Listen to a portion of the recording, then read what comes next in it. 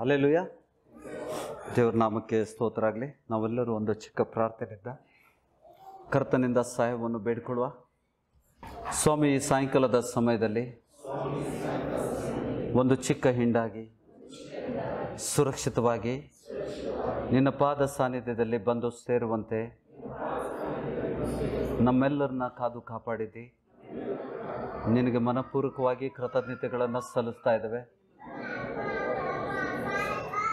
ವಚನಗಳನ್ನು ಕೇಳುವಂಥ ಸಮಯದಲ್ಲಿ, ವಚನಗಳನ್ನು ಓದುವಂಥ ಸಮಯದಲ್ಲಿ ವಚನಗಳ ಗೂಢಾರ್ಥಗಳನ್ನು ನಾವು ಗ್ರಹಿಸುವಂತೆ ಪರಲೋಕದ ಸಾಮರ್ಥ್ಯ ಮತ್ತು ಬಲವನ್ನು ನೀಡು ಸ್ವಾಮಿ. ಸ್ವಾಮಿ, ನಿನ್ನ ವಾಕ್ಯದಲ್ಲಿ ನಿನ್ನ ನುಡಿದಿದ್ದೆ, ಅದು ದೇವರ ರಾಜ್ಯದ ಗುಟ್ಟಂತೂ ಹೇಳಿದ್ದೆ ಸ್ವಾಮಿ. ಶಿಷ್ಯರಿಗೆ ಮೀಸಲಾಗಿ ಇಟ್ಟಂಥ ಸಾಮರ್ಥ್ಯ, ಆ ಸಾಮರ್ಥ್ಯವನ್ನು ನಮಗೆ ದಯಪಾಲಿಸು. ಸೈತಾನ ಮತ್ತು ಆತನ ದೂತರು ವಚನಗಳನ್ನು ಕದಿಯುವಂಥ, ವಚನಗಳನ್ನು ಗ್ರಹಿಸಲಿಕ್ಕೆ ಅಡೆತಡೆ ಮಾಡುವಂಥ ಆತನ ಎಲ್ಲ ಯೋಜನೆಗಳನ್ನು, ಸಾಮರ್ಥ್ಯಗಳನ್ನು ನೀನು ಕೊಟ್ಟಂಥ ಅಧಿಕಾರದಿಂದ ನಿನ್ನ ಪರಿಶುದ್ಧ ನಾಮದಲ್ಲಿ ನಾವು ಮರಿತಾ ಇದ್ದೇವೆ, ನಿಷ್ಕ್ರಿಯಗೊಳಿಸ್ತಾ ಇದ್ದೇವೆ. ಈ ಅಧಿಕಾರ ನಮಗೆ ದಯಪಾಲಿಸಿದ್ದಕ್ಕೋಸ್ಕರ ನಿನಗೆ ಧನ್ಯವಾದಗಳನ್ನು ಸಲ್ಲಿಸ್ತಾ ಇದ್ದೇವೆ. ಈ ಚಿಕ್ಕ ಪ್ರಾರ್ಥನೆಗೆ ಸದುತ್ತರವನ್ನು ನೀಡಿದ್ದಕ್ಕಾಗಿ ನಿನಗೆ ಸ್ತೋತ್ರ ಹೇಳ್ತೇವೆ ಸ್ವಾಮಿ. ಆಮೇನ್, ಆಮೇನ್. ಪ್ರಕಟಣೆ ಗ್ರಂಥ 3ನೇ ಅಧ್ಯಾಯ 19ನೇ ವಚನದಿಂದ ನಾವು ಓದ್ಕೊಳ್ಳುವ. ಯೇಸು ಸ್ವಾಮಿ ನುಡಿಯುವಂಥದ್ದು. ಪತ್ರಿಕೆ ಮೂಲಕ ಯೋಹಾನ ಎಲ್ಲ ಸಭೆಗಳಿಗೆ, ಆ ಸಮಯದಲ್ಲಿದ್ದಂಥ 7 ಸಭೆಗಳಿಗೆ ಅದನ್ನು ಓದು ಅಂತ ಹೇಳ್ತಾನೆ. ಈ ಸಭೆಗೂ ಅದು ಅನ್ವಯಿಸ್ತದೆ. ನಾನು ಯಾರ್ಯಾರನ್ನು ಪ್ರೀತಿಸುತ್ತೇನೋ, ಯೇಸು ಸ್ವಾಮಿ ನುಡಿಯುವಂಥದ್ದು, ನಾನು ಯಾರ್ಯಾರನ್ನು ಪ್ರೀತಿಸುತ್ತೇನೋ ಅವರನ್ನು ಗದರಿಸುತ್ತೇನೆ ಮತ್ತು ಶಿಕ್ಷಿಸುತ್ತೇನೆ. ಆಮೇನ್. ದೇವರು ಗದರಿಸ್ತಾ ಇದ್ದಾಗ, ಶಿಕ್ಷಿಸ್ತಾ ಇದ್ದಾಗ ನಾವು ತಿಳ್ಕೋಬೇಕು ದೇವ್ರು ನಮ್ಮನ್ನು ಪ್ರೀತಿಸ್ತಾ ಇಲ್ಲ ಅಂತ. ಕೆಲವರು ಅದನ್ನು ತಪ್ಪಾಗಿ ಅರ್ಥ ಮಾಡ್ಕೋತಾರೆ. ನಮ್ಮ ಶಿಕ್ಷೆ ಆಗ್ತಾ ಇಲ್ಲ ಅಂತಂದರೆ ನಾನು ಸರಿಯಾಗಿ ನಡ್ಕೋತಾ ಇದ್ದೀನಿ ಅಂತ. ತಪ್ಪಾದ ಅಭಿಪ್ರಾಯಗಳು. ಇಲ್ಲಿ ದೇವರು ಹಿಬ್ರಿಯ ಪತ್ರಿಕೆಯಲ್ಲಿ ಕೂಡ ಹೇಳಿದ್ದು, ಪೌಲ ಬರೆದಿದ್ದು. ಇಲ್ಲಿ ಯೇಸು ಸ್ವಾಮಿ ಹೇಳ್ತಾ ಇದ್ದಾನೆ, ನಾನು ಯಾರ್ಯಾರನ್ನು ಪ್ರೀತಿಸುತ್ತೇನೆ ಅವರನ್ನು ಗದರಿಸುತ್ತೇನೆ ಮತ್ತು ಶಿಕ್ಷಿಸುತ್ತೇನೆ. ಆದುದರಿಂದ ನೀನು ಆಸಕ್ತನಾಗಿರು, ದೇವರ ಕಡೆಗೆ ತಿರುಗಿಕೋ. ಈಗೋ ಬಾಗಿಲಲ್ಲಿ ನಿಂತುಕೊಂಡು ತಟ್ಟುತ್ತಾ ಇದ್ದೇನೆ. ಯಾವನಾದರೂ ನನ್ನ ಶಬ್ದವನ್ನು ಕೇಳಿ ಬಾಗಿಲನ್ನು ತೆರೆದರೆ ನಾನು ಒಳಗೆ ಬಂದು ಅವನ ಸಂಗಡ ಊಟ ಮಾಡುವೆನು, ಅವನು ನನ್ನ ಸಂಗಡ ಊಟ ಮಾಡುವನು. ಆಮೇನ್. ಯಾವ ಊಟ? ದೇವರು ಎಂದು ಈ ಲೋಕದ ಆಹಾರಕ್ಕೋಸ್ಕರ, ಹಾಳಾಗುವಂಥ ಆಹಾರಕ್ಕೋಸ್ಕರ ನೀವು ತವಕ ಪಡಬೇಡ್ರಿ ಅಂತ ಹೇಳಿದ್ದಾನೆ. ನಾವು ಪ್ರಯತ್ನ ಪಡೋದು ಯಾವುದಕ್ಕೋಸ್ಕರ? ಜೀವವುಳ್ಳ ರೊಟ್ಟಿ, ಹೌದಾ? ಪರಲೋಕದಿಂದ ಜೀವವುಳ್ಳ ಬಂದ ರೊಟ್ಟಿ ನಾನೇ ಅಂತ ಹೇಳ್ತಾನೆ. ನೋಡಿ, ಬಾಗಿಲ ಬಳಿಯಲ್ಲಿ ಆತನಿಗೆ ನಿಲ್ಲಿಸಬಾರ್ದು. ಎಂದಾದರೂ ಅನುಭವಿಸಿದರೆ, ಯಾರಾದರೂ ನಿಮ್ಗೆ ಕರೆದಿದ್ದಾರೆ, ಬಾಗಿಲು ತೆಗೆದು ಬಾಗಿಲ ಬಳಿಯಲ್ಲಿ ನಿಮ್ಮನ್ನು ನಿಲ್ಲಿಸಿದ್ದಾರೆ, ಎಷ್ಟೊತ್ತು ನಿಲ್ತೀರಿ? ನಿಲ್ಲಿಸಿದರೆ ನಿಮ್ಗೆ ಹೆಂಗೆ ಅನ್ನಿಸ್ತದ? ಹೇಗೆ ಅನ್ನಿಸ್ತದ? ಅನುಭವಿಸಿದ್ರೆ ನಾವು ಭಾಳ ಏನು ಇವ್ರು ಕೇರ ಮಾಡೋರು, ನಮ್ಮ ಒಳಗೂ ಕರೆಯೋರು, ಕುಂದ್ರು ಅನ್ನೋರು ನಿಲ್ಲಿಸ್ಬಿಟ್ಟಿದ್ದಾರೆ. ಬೇಜಾರಾಗ್ತದೆ, ಮನುಷ್ಯನಿಗೆ ಬೇಜಾರಾಗ್ತದೆ. ಇಲ್ಲಿ ಕರ್ತನು ಹೇಳ್ತಾ ಇದ್ದಾನೆ, ಈಗೋ ಬಾಗಿಲಲ್ಲಿ ನಿಂತುಕೊಂಡು ತಟ್ಟುತ್ತಾ ಇದ್ದಾನೆ ದೇವರು.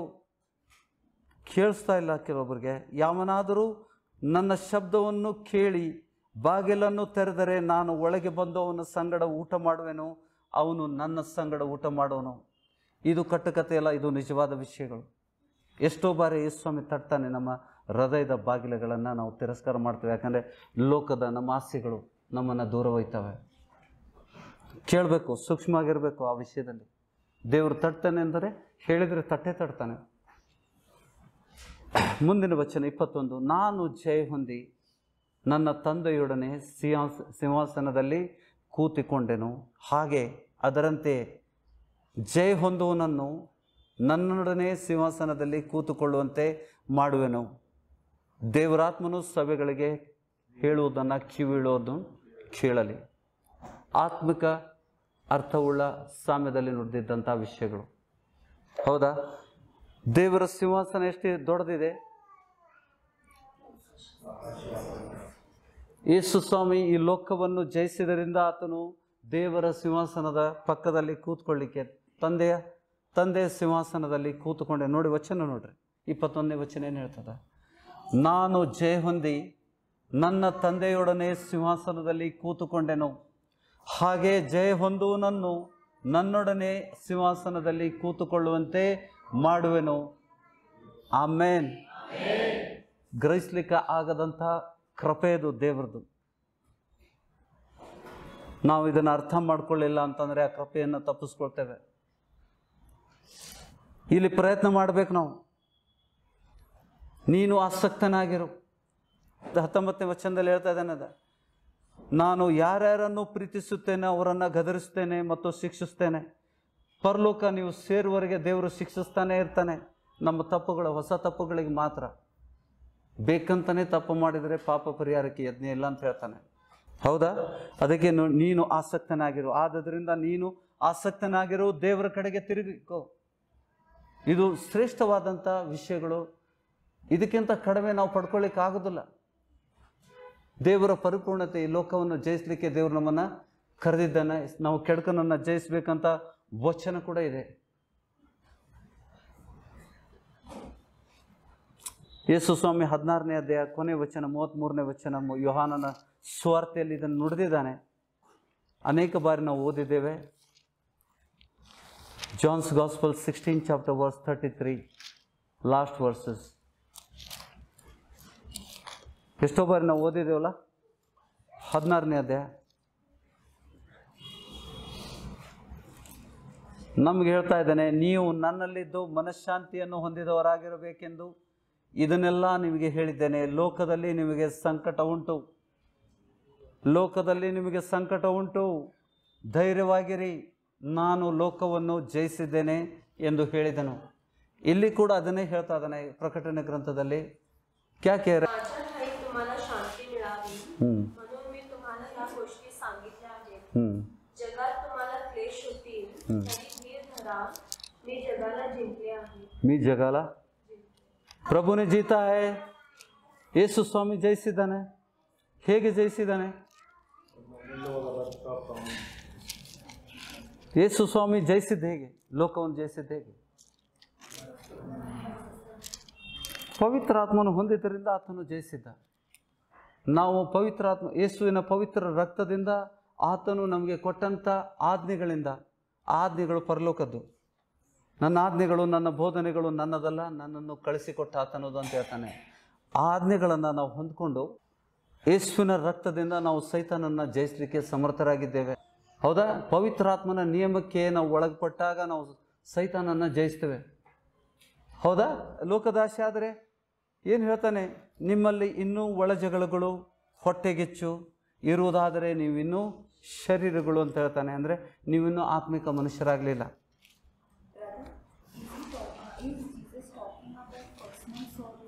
Yeah. You're talking about 16th chapter? Yeah. 16th chapter, yeah, tell me.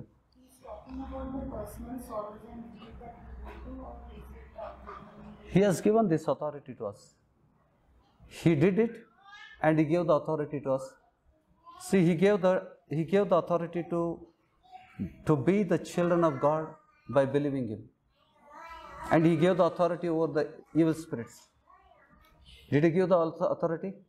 Behold, I have given you the authority to trample the serpent and scorpions, and nothing shall hurt you. This is the authority Jesus has given to every believer, those who are baptized. ಆತನನ್ನು ನಂಬಿ ದೀಕ್ಷಾಸ್ಥಾನ ಹೊಂದಿದವರಿಗೆ ಆ ಅಧಿಕಾರ, ಸೈತಾನನ ಮೇಲೆ ಅಧಿಕಾರ ಕೊಟ್ಟಿದ್ದಾನೆ. ಈಗ ಅಧಿಕಾರ ಕೊಟ್ಟಿದ್ದಾನೆ, you may use it or you may sleep over that. You have two options. You may use it or you may not use it. ದೇವರು ಕೊಟ್ಟಂಥ ಸೈತಾನ ಮತ್ತು ಆತನ ದೂತರ ಮೇಲೆ ಕೊಟ್ಟಂಥ ಅಧಿಕಾರ ನೀವು ಉಪಯೋಗಿಸ್ಬೋದು ಅಥವಾ ಉಪಯೋಗಿಸದೇ ಇರ್ಬೋದು. ಹೌದೋ ಅಲ್ಲ? ಉಪಯೋಗಿಸ್ಲೇಬೇಕಾ? ಯೇಸು ಸ್ವಾಮಿ ಹೇಳ್ತಾನೆ, ಜಯಿಸು ಅಂತ ಹೇಳ್ತಾನೆ.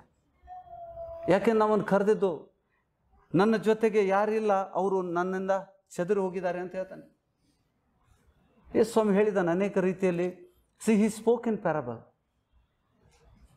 ಜೀಸಸ್ ಸ್ಪೋಕ್ ಇನ್ ಪ್ಯಾರಬಲ್. ಹೌದಾ? ನಾವು ಓದಿದ್ದೇವ? ಆತನು ಸಾಮ್ಯವಿಲ್ಲದೆ ಒಂದನ್ನು ಮಾತಾಡಲಿಲ್ಲ. ಸಾಮ್ಯದ ಅರ್ಥವನ್ನು ತಿಳಿಯುವ ವರವನ್ನು ಶಿಷ್ಯರಿಗೆ ಕೊಟ್ಟಿದ್ದೇನೆ, ಅದು ಪರಲೋಕದ ಗುಟ್ಟು ಅಂತ ಹೇಳ್ತಾನೆ. ಹೌದಾ? ದೇವರ ವಾಕ್ಯಗಳನ್ನು ಓದುವುದರಿಂದ ನಾವು ರಕ್ಷಣೆ ಹೊಂದುವುದಿಲ್ಲ. ಆ ಸಾಮ್ಯಗಳ ಅರ್ಥಗಳನ್ನು ನಾವು ತಿಳ್ಕೊಳ್ಳುವಂಥ ವರಗಳನ್ನು ಹೊಂದ್ಕೊಂಡು ನಾವು ಉಪಯೋಗ ಮಾಡಿಕೊಂಡ್ರೆ ಮಾತ್ರ ನಮಗೆ ದೇವರ ವಚನ ಓದಿದ್ದು ಲಾಭ ಆಗ್ತದೆ. See, by reading the scripture you will never understand it. Because the Holy Spirit is the author of this book. ಪ್ರತಿಯೊಂದು ವಚನಗಳು ಪವಿತ್ರಾತ್ಮನ ಪ್ರೇರಣೆಯಿಂದ ಬರೆಯಲ್ಪಟ್ಟಿದ್ದರಿಂದ He is the one who reveals it and He is a living. ಜಗತ್ತಿನಲ್ಲಿ ಎಷ್ಟೋ ಗ್ರಂಥಗಳಿದ್ದಾವೆ, ಅದನ್ನು ಬರೆದಂಥ ವ್ಯಕ್ತಿಗಳು ಸತ್ತೋಗಿದ್ದಾರೆ. ಅದನ್ನು ವಿವರಿಸಲಿಕ್ಕೆ ಅವ್ರಿಗೆ ಗೊತ್ತಿಲ್ಲ, ಯಾರೂ ಇಲ್ಲ ಅಲ್ಲಿ. ಆದರೆ ಈ ದೇವರ ಎಲ್ಲ ವಚನಗಳು ಪವಿತ್ರಾತ್ಮನ ಪ್ರೇರಣೆಯಿಂದ ಬರೆಸಲ್ಪಟ್ಟಿದೆ. ಪವಿತ್ರಾತ್ಮನು ಯಾವಾಗಲೂ ಇರುವಾತನು, ಆದಿಯು ಅಂತ್ಯವೂ ನಾನೇ. ಯೇಸು ಸ್ವಾಮಿ ಅದನ್ನೇ ಹೇಳಿದ್ದು. ಪವಿತ್ರಾತ್ಮನ ಬರ್ಡೇ ಮಾಡೋದು, ಯೇಸು ಸ್ವಾಮಿ ಬರ್ಡೇ ಮಾಡೋದು ಎರಡು ಒಂದೇ. ಅದು ಅಜ್ಞಾನ ಅಂತ ಹೇಳ್ತಾನೆ ದೇವರು. ದೇವರ ವಿಷಯದಲ್ಲಿ ನಾವು ಇನ್ನೂ ಡೀಪಾಗಿ ಹೋಗಬೇಕು. ಯಾರು ತಿಳಿಸ್ತಾರೆ? ಯೇಸು ಸ್ವಾಮಿಯ ವಿಷಯದಲ್ಲಿ ದೇವರ ಅಗಾಧವಾದ ವಿಷಯಗಳನ್ನು ನಮಗೆ ತಿಳಿಸೋನು ಯಾರು? ಪವಿತ್ರಾತ್ಮನು. ಪವಿತ್ರಾತ್ಮನಿಗೆ ನಾವು ಒಳಗಾದಾಗ ಮಾತ್ರ, ಪವಿತ್ರಾತ್ಮನ ನಿಯಮಕ್ಕೆ ಒಳಗಾದಾಗ ಮಾತ್ರ ಪವಿತ್ರಾತ್ಮ ನಮ್ಮನ್ನು ಕಲಿಸ್ತಾನೆ, ಇಲ್ಲಾಂದರೆ ಕಲಿಸೋದಿಲ್ಲ. ಶಾರೀರಿಕ ಮನುಷ್ಯನಿಗೆ ದೇವರ ವಿಷಯಗಳು ಹುಚ್ಚುತನವಾಗಿದೆ. ಶಾರೀರಿಕ ಮನುಷ್ಯನಿಗೆ ಅದು ಹುಚ್ಚುತನ ಆಗಿದೆ. ಆತ್ಮಿಕ ಮನುಷ್ಯರಾಗಬೇಕಾದ್ರೆ ಪವಿತ್ರಾತ್ಮನ ನಿಯಮಕ್ಕೆ ನಾವು ಒಳಗಾಗಲೇಬೇಕು. ರೋಮನ 8ನೇ ಅಧ್ಯಾಯದಲ್ಲಿ ಹೇಳ್ತಾ ಇದ್ದಾನೆ, ನಾವು ಪವಿತ್ರಾತ್ಮನ ಮೂಲಕ ನಡೆಯುವ ಹಂಗಿನಲ್ಲಿದ್ದೇವೆ. ಒಂದು ವೇಳೆ ನಿಮ್ಮಲ್ಲಿ ದೇವರಾತ್ಮನ ವಾಸವಾಗುವುದಾದರೆ ನೀವು ಶರೀರ ಭಾವಾಧೀನರಲ್ಲ ಅಂತ ಹೇಳ್ತಾನೆ. ಯಾವಾಗ ನಾವು ಶರೀರದಾಸ್ತಿಯನ್ನು ಬಿಡ್ತೇವೆ? ಆ ವಚನದ ಪ್ರಕಾರ ಯಾವಾಗ ಬಿಡ್ತೇವೆ? ದೇವರಾತ್ಮನನ್ನು ಹೊಂದ್ಕೊಂಡಾಗ ಮಾತ್ರ. ಯಾರಲ್ಲಿ ಕ್ರಿಸ್ತನಾತ್ಮ ಇಲ್ಲ ಅವನು ಕ್ರಿಸ್ತನಿಗೆ ಸಂಬಂಧಪಟ್ಟವನೇ ಅಲ್ಲ. Here Jesus is telling, but take heart, I have overcome the world. And he has said it in many places, not only in the John's Gospel. ಮತ್ತಾಯನ ಸುವಾರ್ತೆ 28ನೇ ಅಧ್ಯಾಯದಲ್ಲಿ ಹಿಂದೆ ಕೂಡ ಕೊಟ್ಟಿದ್ದೇನೆ. ಮ್ಯಾಥ್ಯೂ 28 ಲಾಸ್ಟ್ ಚಾಪ್ಟರ್ 18ನೇ ವಚನದಲ್ಲಿ from 18th onwards. This he told them after post resurrection. ಆತನು ಸಮಾಧಿಯಿಂದ ಸತ್ತು ಎದ್ದು ಬಂದ ಮೇಲೆ ಆತನ ನುಡಿದಂಥ ವಚನಗಳು. He is telling his 11 disciples, one is missing, that is Iscariot. He committed suicide. He hung himself down. 18ನೇ ವಚನದಲ್ಲಿ, ಆಗ ಯೇಸು ಹತ್ತಿರಕ್ಕೆ ಬಂದು, ಪರಲೋಕದಲ್ಲಿಯೂ ಭೂಲೋಕದಲ್ಲಿಯೂ ಎಲ್ಲ ಅಧಿಕಾರವು ನನಗೆ ಕೊಡಲ್ಪಟ್ಟಿದೆ. What does it mean? That he's been victorious. ಅಲ್ಲಿವರೆಗೆ ಸೈತಾನನು ಈ ಲೋಕವನ್ನು ಆಳ್ತಾ ಇದ್ದ. Until Jesus sacrificed his life on the cross, ಆ ಶಿಲುಬೆ ಮೇಲೆ ಆತನು ಯಜ್ಞವಾಗಿ ಸಮರ್ಪಣೆ ಮಾಡುವವರೆಗೆ ಸೈತಾನನು ಇಹಲೋಕದ ಅಧಿಕಾರಿಯಾಗಿದ್ದ. ನಾ ಹೇಳಿದ ಅರ್ಥ ಆಯ್ತಾ? ಈಗ ಯೇಸು ಸ್ವಾಮಿ ಹೇಳ್ತಾ ಇದ್ದಾನೆ, ಸತ್ತು ಸಮಾಧಿಯಿಂದ ಎದ್ದು ಬಂದ ಮೇಲೆ ಹೇಳ್ತಾ ಇದ್ದಾನೆ, ಪರಲೋಕದಲ್ಲಿಯೂ ಭೂಲೋಕದಲ್ಲಿಯೂ ಎಲ್ಲ ಅಧಿಕಾರ ನನಗೆ ಕೊಡಲ್ಪಟ್ಟಿದೆ. ಆದ್ದರಿಂದ ನೀವು ಹೊರಟು ಹೋಗಿ ಎಲ್ಲ ದೇಶಗಳ ಜನರನ್ನು ಶಿಷ್ಯರಾಗಿ ಮಾಡಿರಿ. ಅವರಿಗೆ ತಂದೆ ಮಗನ ಹೆಸರಿನಲ್ಲಿ ಪವಿತ್ರಾತ್ಮನ ಹೆಸರಿನಲ್ಲಿ ದೀಕ್ಷಾಸ್ನಾನ ಮಾಡಿರಿ. ನಾನು ನಿಮಗೆ ಆಜ್ಞಾಪಿಸಿದ್ದನ್ನೆಲ್ಲ ಕಾಪಾಡಿಕೊಳ್ಳುವುದಕ್ಕೆ ಅವರಿಗೆ ಉಪದೇಶ ಮಾಡಿರಿ. ನೋಡಿರಿ, ನಾನು ಯುಗದ ಸಮಾಪ್ತಿಯವರೆಗೂ ಎಲ್ಲ ದಿವಸ ನಿಮ್ಮ ಸಂಗಡ ಇರುತ್ತೇನೆ ಅಂದನು. ಆಮೇಲೆ He also said that I'll be with you till the end of this age. ಈ ಯುಗದ ಸಮಾಪ್ತಿಯವರೆಗೆ ನಮ್ಮ ಜೊತೆಗಿರ್ತೇನೆ ಅಂತ ಆತನು ವಾಗ್ದಾನ ಮಾಡಿದ್ದಾನೆ. ಗ್ರಹಿಸ್ತಾ ಇದ್ದೀರಾ? ಎಲ್ಲ ಅಧಿಕಾರ ಯಾರಿಗೆ ಬಂತೀಗ? ಯೇಸು ಸ್ವಾಮಿಗೆ. ಭೂಲೋಕ ಪರಲೋಕದ ಎಲ್ಲ ಅಧಿಕಾರ ಯೇಸು ಸ್ವಾಮಿಗೆ ಬಂತು. ನಮ್ಮ ಅಣ್ಣನಿಗೆ, ಹಿರಿಯ ಅಣ್ಣನಿಗೆ ಬಂದಿದ್ದರಿಂದ ಸಹೋದರ ಸಹೋದರಿಯರಿಗೂ ಬಂತು. ಅದಕ್ಕೆ ಹೇಳ್ತಾ ಇದ್ದಾನಲ್ಲಿ, ಆದದ್ರಿಂದ ನೀವು ಹೊರಟು ಹೋಗಿ ಎಲ್ಲ ದೇಶಗಳ ಜನರನ್ನು ಶಿಷ್ಯರನ್ನಾಗಿ ಮಾಡ್ರಿ. ಯಾವಾಗ ನಿಮ್ಗೆ ಅಧಿಕಾರ ಸಿಗ್ತದೆ? ದೇವರಾತ್ಮನನ್ನು ಹೊಂದಿದ ಮೇಲೆ ನಿಮ್ಗೆ ಅಧಿಕಾರ ಸಿಕ್ತು. ಯಾಕೆಂದ್ರೆ ಅದಕ್ಕೆ ಹೇಳ್ತಾ ಇದ್ದಾನೆ, ಯಾವಾಗ ನೋಡಿ, ನಾನು ನಿಮ್ಮಲ್ಲಿ ಬೇರೆ ಬೇರೆ ಭಾಷೆಯಲ್ಲಿ ಮಾತಾಡಿದ್ದಾನೆ. ಈ ಸ್ವಾಮಿ ಒಂದೇ ವಿಷಯ ಬೇರೆ ಬೇರೆ ಮಾದರಿಯಲ್ಲಿ ಮಾತಾಡಿದ್ದಾನೆ. ಈ spoke in different ways but gives the same meaning. ನಾ ಹೇಳಿದ ಅರ್ಥ ಆಯ್ತಾ? ವಚನ ಅಧಿಕಾರ ನಮಗೂ ಸಿಗ್ತದ. Verse 19 says, therefore. Why therefore? So it has something to do, his authority has to do with us.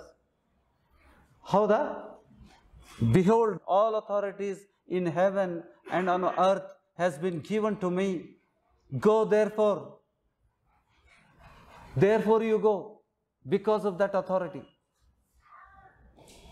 ಆದದರಿಂದ ಹೊರಟು ಹೋಗಿ ಅಂತ ಹೇಳ್ತಾನೆ. ಯಾದದರಿಂದ? ಅಧಿಕಾರ ಕೊಟ್ಟಿದ್ದರಿಂದ. ಯೇಸು ಸ್ವಾಮಿಗೆ ಎಲ್ಲ ಅಧಿಕಾರ ಕೊಟ್ಟಿದ್ದು. ಯೇಸು ಸ್ವಾಮಿಗೆ ಇದ್ದಂಥ ಅಧಿಕಾರ ನಮಗುಂಟ? ಎಲ್ಲ ಅಧಿಕಾರ ಉಂಟು. ನಾವು ಆತನ ಎಲ್ಲ ವಿಷಯದಲ್ಲಿ ದೇವರಿಗೆ ನಾವು ಬಾಧ್ಯಸ್ಥರಾಗಿದ್ದೇವಂತ ರೋಮನ್ 8:14 ವಚನದಿಂದ ಓದುವ. ರೋಮಾಪುರದ ಪತ್ರಿಕೆ, ರೋಮನ್ಸ್ 8:14 ಆನ್ವರ್ಡ್ಸ್. ಯಾರು ದೇವರಾತ್ಮನಿಂದ ನಡೆಸಿಕೊಳ್ಳುತ್ತಾರೋ ಅವರು ದೇವರ ಮಕ್ಕಳು. ಪ್ರತಿಯೊಬ್ಬ ವಿಶ್ವಾಸಿ ಈ ಮಟ್ಟಕ್ಕೆ ಬೆಳಿಲೇಬೇಕು. ನಾವು ಯಾರಿಂದ ನಡೆಸಲ್ಪಡಬೇಕು? ಚಿಕ್ಕಪ್ಪ ಹೇಳಿದ ಚಿಕ್ಕವ್ವ ಹೇಳಿದ್ಲಲ್ಲ, ಇನ್ನು ಮುಂದೆ ದೇವರಾತ್ಮನು ನಮಗೆ ತಿಳಿಸಿದ, ದೇವರಾತ್ಮನು ನನಗೆ ಹೇಳಿದ, ನಾನು ಮಾಡ್ತಾ ಇದ್ದೇನೆ. ಆಮೇನ್. ಯಾವನು ದೇವರಾತ್ಮನಿಂದ ನಡೆಸಿಕೊಳ್ಳುತ್ತಾರೋ ಅವರು ದೇವರ ಮಕ್ಕಳು. ನಾವು ತಿರುಗಿ ಭಯದಲ್ಲಿ ಬೀಳುವ ಹಾಗೆ ದಾಸನ ಭಾವವನ್ನು ಹೊಂದಿದವರಲ್ಲ, ಮಗನ ಭಾವವನ್ನು, ಮಗನ ಸ್ವಭಾವವನ್ನು, ಯೇಸು ಕ್ರಿಸ್ತನ ಸ್ವಭಾವವನ್ನು. ದಾಸ ಯಾರು? ಸೈತಾನ.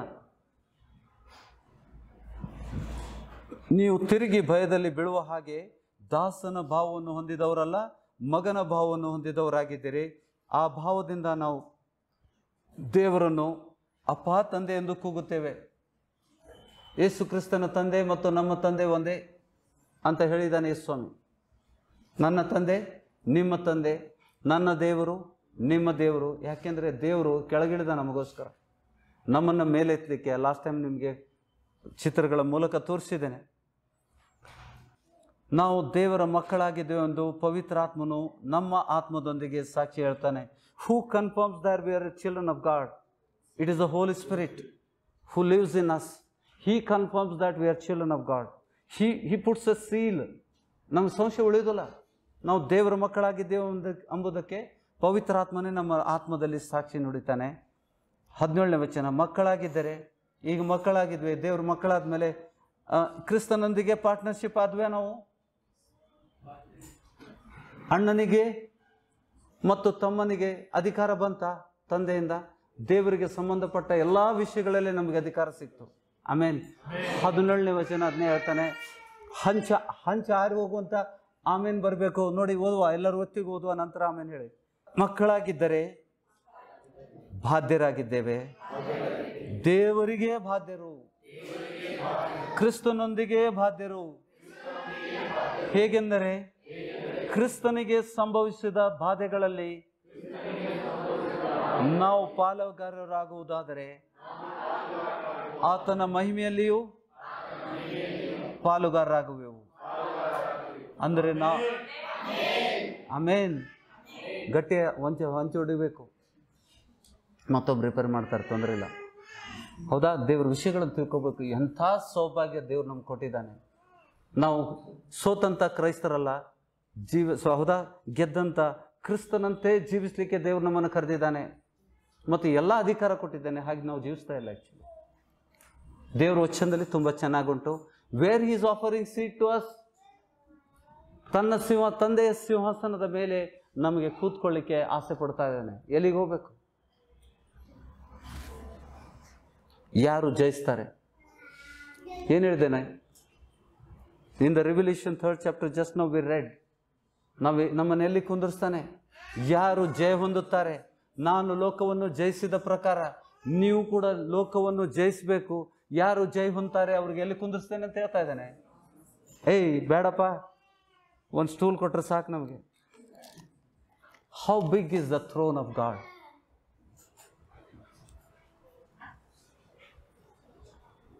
ದೇವರ ಸಿಂಹಾಸನ ಎಷ್ಟು ದೊಡ್ಡದಿದೆ. ಯೇಸು ಸ್ವಾಮಿ ಹೇಳಿದ್ದಾನೆ,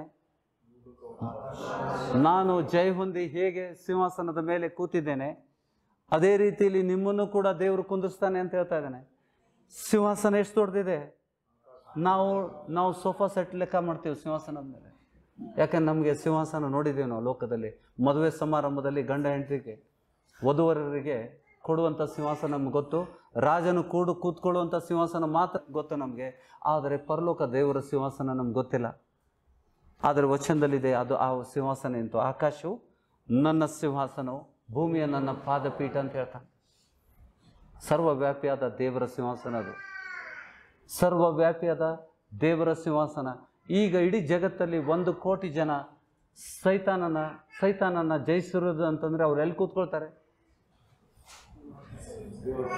ಒಂದು ಆಲೋಚನೆ ಕೊಡ್ತಾ ಇದ್ದಾನೆ, ಎಲ್ಲರ ಲಕ್ಷ್ಯ ಇಟ್ಕೊಳ್ತಾ ಇದ್ದ. अगर परमेश्वर की आत्मा को 1 करोड़ लोगों ने प्राप्त कर लिया प्रभु आने से पहले, ಯೇಸು ಕ್ರಿಸ್ತನು ಬರೋಕ್ಕಿಂತ ಮುಂಚೆ 1 ಕೋಟಿ ಜನ ಪವಿತ್ರಾತ್ಮನನ್ನು ಹೊಂದ್ಕೊಂಡ್ರೆ ಅವರೆಲ್ಲರನ್ನ ದೇವರೆಲ್ಲ ಕುಂದಿರ್ಸ್ತಾನೆ ಆತನ ಸಿಂಹಾಸನದ ಮೇಲೆ. 1 ಕೋಟಿ. ನಾವು ಶರೀರ ಅಲ್ಲ ಅವಾಗ. ನೀ ದಪ್ಪದಿ ಅವೆಲ್ಲ ಬರೋದಿಲ್ಲ. ಯಾಕಂದರೆ ನಾವು ದೇವದೂತರಂತೆ ಇರ್ತಾರೆ. ನಮ್ಮನ್ನು ದೇವರು ಎಲ್ಲಿಗೆ ವಾಗ್ದಾನ ಮಾಡಿದ್ದಾನೆ? ಹೌದಾ ಹೌದು ನೋಡಿ, ಮತ್ತೊಮ್ಮೆ ನೋಡಿ, ನಾ ಏನೋ ತಪ್ಪಾಗಿ ಗ್ರಹಿಸಿದ್ದೇನೆ ಅಂತ. 3ನೇ ಅಧ್ಯಾಯ ಬನ್ನಿ, ಪ್ರಕಟಣೆ ಗ್ರಂಥ 3ನೇ ಅಧ್ಯಾಯ ಮತ್ತೊಮ್ಮೆ ಓದುವ.